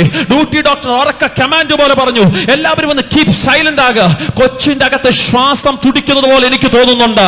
വേഗത്തിൽ ICU ഒന്ന് ഓപ്പൺ ആകണം. ഒരു സർജറി നമുക്ക് അനിവാര്യമാ. നിങ്ങൾക്കറിയാമോ, ഇന്നേക്ക് കുറച്ചു മാസങ്ങൾക്ക് മുമ്പ് അതേ സഭയിൽ എന്നെ ഒന്നുകൂടെ വിളിച്ചു. ആമേൻ സ്തോത്രം. പകലത്തെ മീറ്റിംഗ് കഴിഞ്ഞപ്പോ ആ ദൈവദാസൻ ഒരു ബാലകൻ എന്റെ ഫ്രണ്ടിൽ കൊണ്ടു നിർത്തി. ആ മനുഷ്യൻ ചോദിച്ചു, പാസ്റ്റർ ഇവനെ അറിയാവോ? ഞാൻ ആ മനെ ഒന്ന് മുഖത്തോട്ട് നോക്കിയിട്ട് പറഞ്ഞു, നോ നോ നോ, ഞാൻ ആദ്യമായിട്ട് ഇവനെ കാണുക. ആ മനുഷ്യൻ പറഞ്ഞു, പാസ്റ്റർ ഒന്നുകൂടെ നോക്കിക്കേ. ഞാൻ പറഞ്ഞു, ഇല്ല ഞാൻ ഫസ്റ്റ് ടൈം ഇവനെ കാണുകയാണ്. ആ ദൈവദാസൻ എന്നോട് പറഞ്ഞു, പാസ്റ്റേ നിങ്ങൾ കഴിഞ്ഞ പ്രാവശ്യം വന്നപ്പോ ഹോസ്പിറ്റലിൽ കിടക്കുന്ന ഒരു ബാലകന് വേണ്ടി നമ്മൾ ചങ്ക് കീറി പ്രാർത്ഥിച്ചില്ലേ? ഞാൻ ചോദിച്ചു, ഏതാ മേളിൽ നിന്ന് വീണ പയ്യനോ? അവനാ പാസ്റ്റർ നിൽക്കുന്നേ. ഞാൻ നോക്കിയപ്പോ ആയുസിനും ആരോഗ്യത്തിനും അവയവങ്ങൾക്ക് കേടില്ലാത്തൊരു തലമുറ. ഇന്ന് പകൽ യോഗത്തിനകത്തിരിക്കുന്നവരോട് ഞാൻ പറയാം, വചനത്തിന്റെ ശക്തി ഒരു സഭയ്ക്കകത്തുണ്ടെങ്കിൽ അനർത്ഥത്തെ ദൈവം ഒടിച്ചു മാറ്റുമെന്ന്, പ്രതികൂലത്തെ ദൈവം ഒടിച്ചു മാറ്റുമെന്ന്, പ്രതിസന്ധികളെ ദൈവം ഒടിച്ചു മാറ്റുമെന്ന് വിശ്വസിക്കുന്നവര് പറ, വചനം അനർത്ഥങ്ങളെ ഒടിച്ചു മാറ്റും. ഇനി വാക്യം എടുക്കുന്നില്ല. ആവർത്തന പുസ്തകം 8:4 പറയുന്നു, എടുക്കേണ്ട പോലെ. ആവർത്തന പുസ്തകം 8:4 പറയുന്നു, വചനം ജീവിപ്പിക്കും. ഒരു സ്വതന്ത്രം പറഞ്ഞേ, ശരീരത്തിന്റെ ഉച്ച മുതൽ ഉള്ളങ്കാല് വരെ ഒടുങ്ങുന്ന സകല രോഗത്തിന്റെ കെട്ടുകളെയും അടിവേര് പറിച്ച് ദൂരെ കളഞ്ഞിട്ട് വചനം ശരീരത്തിനകത്ത് ജീവൻ തരുമെന്ന് പറഞ്ഞാൽ ആവർത്തനം 8:4 കൈവച്ചിട്ട് പറ, നീ മനുഷ്യനെ വിഷപ്പിക്കോ, പക്ഷെ വിഷപ്പിക്കുന്നവനെ നീ വചനം കൊണ്ട് ജീവിപ്പിക്കോ. വിശ്വസിക്കുന്നവർക്കാ ഞാൻ ദൈവത്തിന് സ്വപ്നം. എനിക്ക് ഇതിനേക്കാൾ ഇഷ്ടമുള്ളൊരു വാക്യമുണ്ട്. ലൂക്കോസ് 4-ാം അധ്യായത്തില് അവന്റെ വചനം അധികാരത്തോടെ യേശുവിന്റെ വചനം അധികാരത്തോടെയാകിയ ഭൂതങ്ങൾ അവന് കീഴടങ്ങാൻ തുടങ്ങി. വചനം ഒരു സഭയിലുണ്ടെങ്കിൽ പൈശാചിക ശക്തികൾ കീഴി പുറക്കത്തില്ല. എത്ര പേർക്ക് ഇന്ന് പകൽ വിശ്വസിക്കാൻ കഴിയുന്നുണ്ട്? വചനം ഒരു ദേശത്തിനകത്തുണ്ടെങ്കിൽ പിശാചിന്റെ കോട്ടകൾക്ക് അവിടെ സ്ഥാനമില്ല. വചനം അധികാരത്തോടെയാകിയ ഭൂതങ്ങൾ അവന് കീഴടങ്ങാൻ തുടങ്ങി. ശബ്ദമുയർത്തി ശക്തിയോടെ പറഞ്ഞ് ഹല്ലേലൂയ. ബ്യൂട്ടിഫുൾ ഒരു വേർഡ് കൂടെ ഞാൻ പറയാം. അപ്പോസ്തല പ്രവൃത്തി 8:4 വചനം ചിതറിപ്പോയവർ വചനം സംസാരിച്ചു. 4-ാം വാക്യം. 8-ാം വാക്യത്തിൽ വന്നപ്പോൾ പറയാം, പട്ടണത്തിന്റെ സമാധാനം തിരിച്ചു വന്നു. വചനം ഒരു സഭയ്ക്കകത്തുണ്ടെങ്കിൽ ആ പട്ടണത്തിൽ സ്വസ്ഥത തിരിച്ചു വരും. വചനം ഒരു സഭയ്ക്കകത്തുണ്ടെങ്കിൽ, വചനം ഒരു കുടുംബത്തിനകത്തുണ്ടെങ്കിൽ ആ കുടുംബത്തിനകത്ത് അസ്വസ്ഥതയല്ല വാഴുന്നത്, ആ കുടുംബത്തിനകത്ത് സ്വസ്ഥത വാഴും. വിശ്വസിക്കുന്ന എത്ര ദൈവത്തിന്റെ മക്കൾ ഇന്ന് പകരത്തെ മീറ്റിംഗിനകത്തുണ്ട്? അവര് മാത്രം ഇന്ന് പകൽ പറ, വചനം അനർത്ഥങ്ങളെ ഒഴിച്ചു മാറ്റോ. വചനം ചില ജീവൻ തരൂ, വചനം ചില പുനരുത്ഥാനം തരൂ, വചനം ചില ശക്തികളെ തരൂ. യേശുവിന്റെ അധികാരമുള്ള നാമത്തിൽ, യേശുവിന്റെ നാമത്തിൽ, യേശുവിന്റെ നാമത്തിൽ എല്ലാവരും ശബ്ദമുയർത്തി പറ, കരിസ്മ ക്രൂസേഡിനകത്ത് ദൈവത്തിന്റെ വചനം മുഴങ്ങി കേൾക്കാൻ പോകുകയാണ്.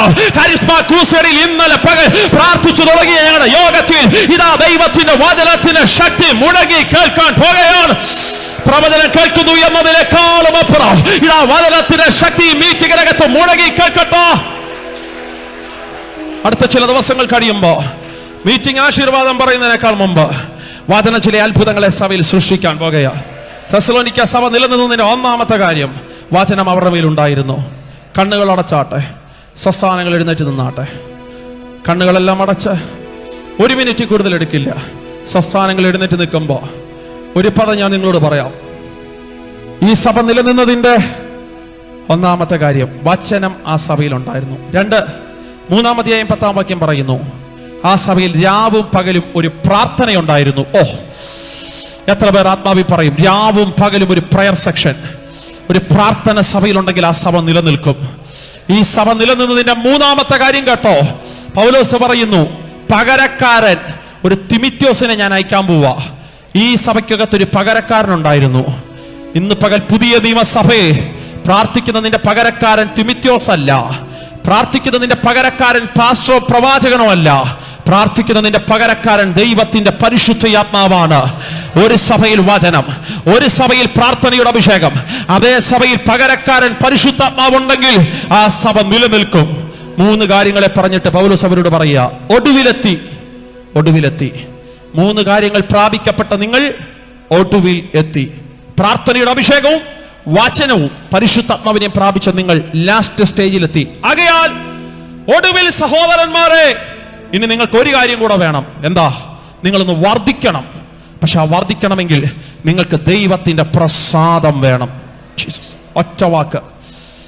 പഴയ നിയമത്തിനകത്ത് ശേബാരാജ്ഞി ശലോമോന്റെ കൊട്ടാരം കാണാൻ വന്നപ്പോ ശേബാരാജ്ഞി ശലോമോനോട് പറയുക, ശലോമോനെ, ദൈവം നിന്റെ രാജാവാക്കിയതിന്റെ രഹസ്യം അറിയാമോ?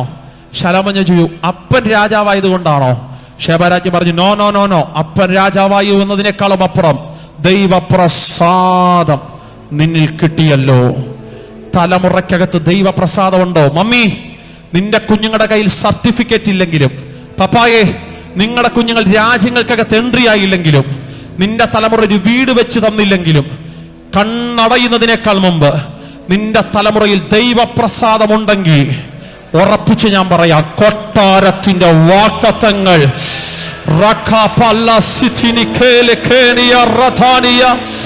കൊട്ടാരത്തിന്റെ വാഗ്ദത്തങ്ങൾ തലമുറയ്ക്കകത്ത് വാഴണമെങ്കിൽ അപ്പൻ രാജാവായതുകൊണ്ട് നടക്കത്തില്ല. ആ കുഞ്ഞിൽ ദൈവപ്രസാദം ഇന്ന് പകൽ വ്യാപരിക്കണം. പ്രാർത്ഥിക്കാൻ പോകുക. പരിശുദ്ധാത്മാവിനോട് ഒരു പ്രവചന ശബ്ദം പറയാൻ പറയുന്നു. മൂവാകേണ്ട പേപ്പർ സംബന്ധമായി പ്രാർത്ഥിക്കുന്ന ഒന്നിലധികം പ്രിയപ്പെട്ടവർ ഈ മീറ്റിങ്ങിനകത്തുണ്ട്. ചില ഫയൽ കെട്ടുകൾ ഒന്ന് മൂവാകാൻ, ചില ഡോക്യുമെന്റ്സുകൾ ഒന്ന് ചലിക്കാൻ പ്രാർത്ഥിച്ചോ. കണ്ണുകൾ അടച്ചോ. സ്തോത്രം ചൊല്ല. അത് ദൈവനോട് പറയുന്നു, ഭാരതവുമായി ബന്ധപ്പെട്ട പേപ്പറുകളല്ല, വിദേശ രാജ്യങ്ങളുമായി ബന്ധപ്പെട്ട് ചില മൂവ്മെന്റുകൾ, ഡോക്യുമെന്റ്സുകൾ ചലിക്കപ്പെടണം എന്ന് ഹൃദയത്തിൽ അകതാരി ഒരു കൺഫർമേഷൻ ദൈവം തരുന്നു. ഒരു സെക്കൻഡ്, ഒരു കൺഫർമേഷൻ ദൈവം തരുന്നു. കഴിഞ്ഞ വർഷത്തിന്റെ ഒക്ടോബർ നവംബർ മാസം തൊട്ട് അങ്ങനെ ഒരു പ്രാർത്ഥന അകത്ത് കയറിയ ദൈവമക്കൾ ഈ മീറ്റിങ്ങിനകത്തുണ്ടെന്ന് പരിശുദ്ധാത്മാവിനോട് പറയുന്നു. ഈ മാസം തീരുന്നതിനേക്കാൾ മുമ്പ് ആനന്ദത്തിന്റെ ചില ഫോൺ വിളികൾ യേശുവിന്റെ നാമത്തിൽ അതിനകത്ത് സംഭവിക്കപ്പെട്ടു എന്ന് പരിശുദ്ധാത്മാവ് ചിലരോട് ദൂത് കൈമാറ്റം ചെയ്യുന്നു. പ്രാർത്ഥിച്ചു.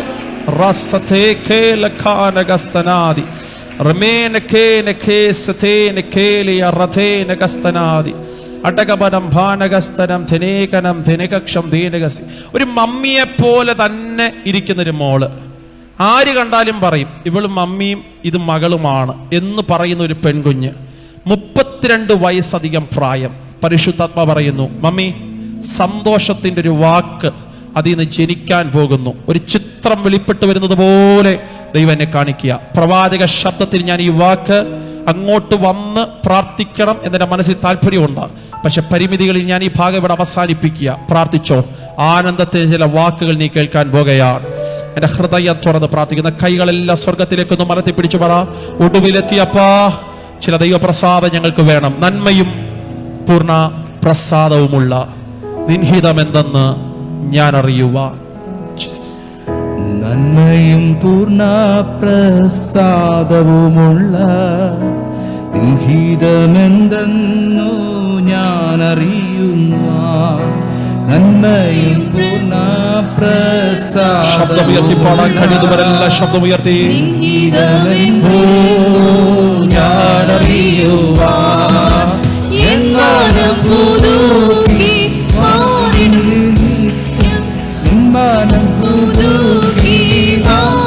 നിത്യം നിത്യമാണെനിക്ക് ലോകലാവണ്യം. നിത്യമാണെനിക്ക് ലോകലാവണ്യം. വിശ്വസിക്കുന്നവർ പാടാൻ ദൈവമേ നിന്നിഷ്ടം ചെയ്യുവാൻ വന്നിടുന്നേ ഞാനെന്തോ സമർപ്പണത്തോടെ നിന്നിഷ്ടം ചെയ്യുവാൻ വന്നിടുന്നേ ഞാനെന്തോ മുതലാ ഇഷ്ടമൊന്നും വേണ്ട പ്രിയനേ അങ്ങേ ഇഷ്ടം എന്നെ പൂർണ്ണമാക്കണേ. എന്റെ ഇഷ്ടമൊന്നും വേണ്ട പ്രിയനേ അങ്ങേ ഇഷ്ടം എന്നിൽ പൂർണ്ണമാക്കണേ.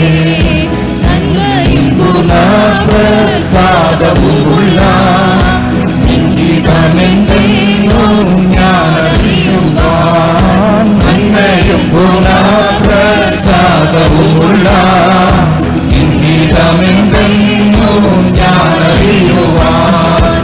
എന്നാലും പുതുക്കി മാറിടുന്ന നിത്യം, എന്നാലും പുതുക്കി മാറിടുന്ന നിത്യം. പുണ്യവാണെനിക്ക് ലോകലാവണ്യം, പുണ്യവാണെനിക്ക് ലോകലാവണ്യം. എൻ ദൈവമേ നിന്നിഷ്ടം ചെയ്യുവാൻ വന്നിടുന്നേ ഞാനിന്നു മോഹമായി. എൻ ദൈവമേ നിന്നിഷ്ടം ചെയ്യുവാൻ വന്നിടുന്നേ ഞാനിന്നു മോഹമായി. എന്റെ ഇഷ്ടം ഒന്നും വേണ്ട പ്രിയനേ, അങ്ങേ ഇഷ്ടം എന്നിൽ പൂർണ്ണമാക്കണേ. എന്റെ ഇഷ്ടം ഒന്നും വേണ്ട പ്രിയനേ, അങ്ങേ ഇഷ്ടം എന്നിൽ പൂർണ്ണമാക്കണേ. ഞാനവനുള്ളം കൈയിലിരിക്കയാൽ ആരുമില്ല എനിക്കും ദോഷം ചെയ്യുവാൻ. ഞാനവനുള്ളം കൈയിലിരിക്കയാൽ ആരുമില്ല എനിക്കും ദോഷം ചെയ്യുവാൻ.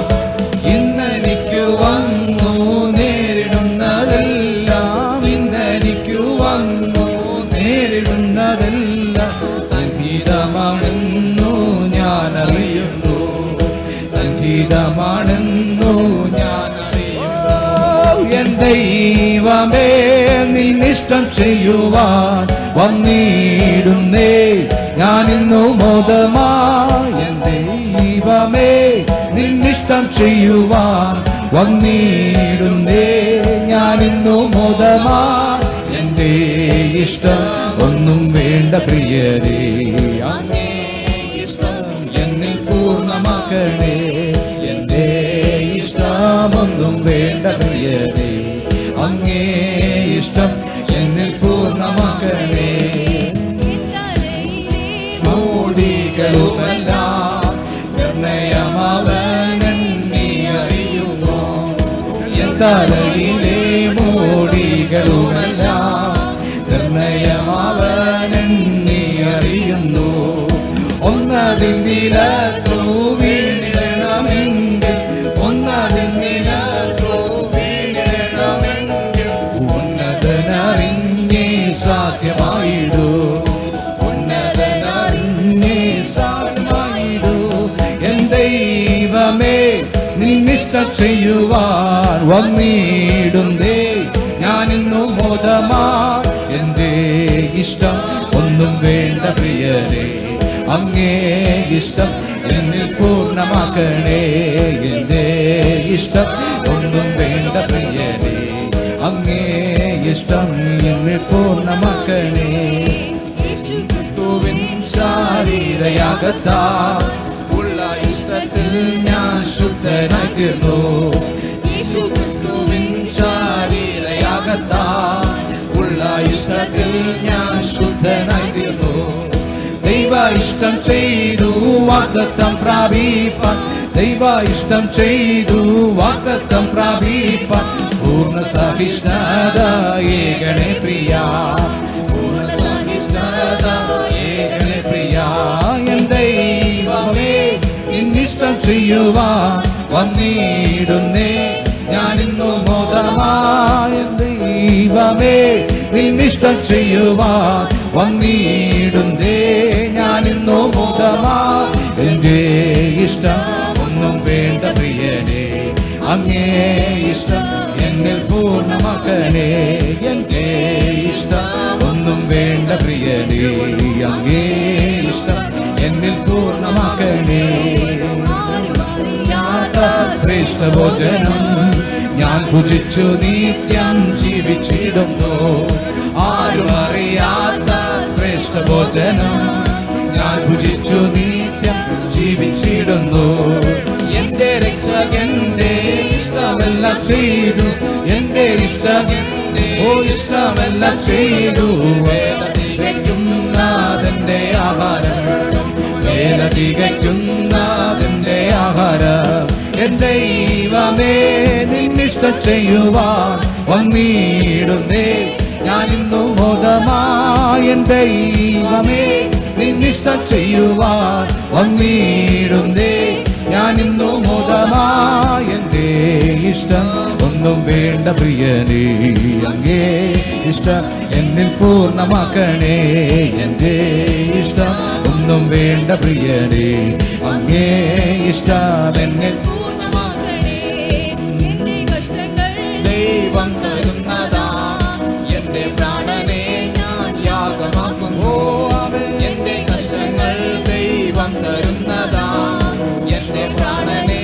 ഞാൻ യാഗമാക്കുന്നു എന്നെ തകർത്തിടാൻ താതനിഷ്ടമെങ്കിൽ എന്നെ തകർത്തിടാൻ താതനിഷ്ടമെങ്കിൽ സംഗീതമെന്നിൽ സമ്പൂർണ്ണമാകട്ടെ സംഗീതമെന്നിൽ സമ്പൂർണ്ണമാകട്ടെ എന്റെ ദൈവമേ നിന്നിഷ്ടം ചെയ്യുവാൻ വന്നിടുന്നേ ഞാൻ ഇന്നു മോദവാൻ എന്റെ ദൈവമേ നിന്നിഷ്ടം ചെയ്യുവാൻ വന്നിടുന്നേ ഞാൻ ഇന്നു മോദമായ എന്റെ ഇഷ്ടം ഒന്നും വേണ്ട പ്രിയനേ അങ്ങേ ഇഷ്ടം എന്നിൽ പൂർണ്ണമാക്കണേ എന്റെ ഇഷ്ടം ഒന്നും വേണ്ട അങ്ങേ ഇഷ്ടം എന്നിൽ പൂർണ്ണമാക്കണേ എൻ ദൈവമേ നിന്നിഷ്ടം ചെയ്യുവാൻ വന്നിടുന്നേ ഞാൻ ഇന്നു മോദമായ ദൈവമേ നിന്നിഷ്ടം ചെയ്യുവാൻ വന്നിടുന്നേ ഞാൻ ഇന്നു മോദമായ എന്റെ ഇഷ്ടം എന്നിൽ പൂർണ്ണമാക്കട്ടെ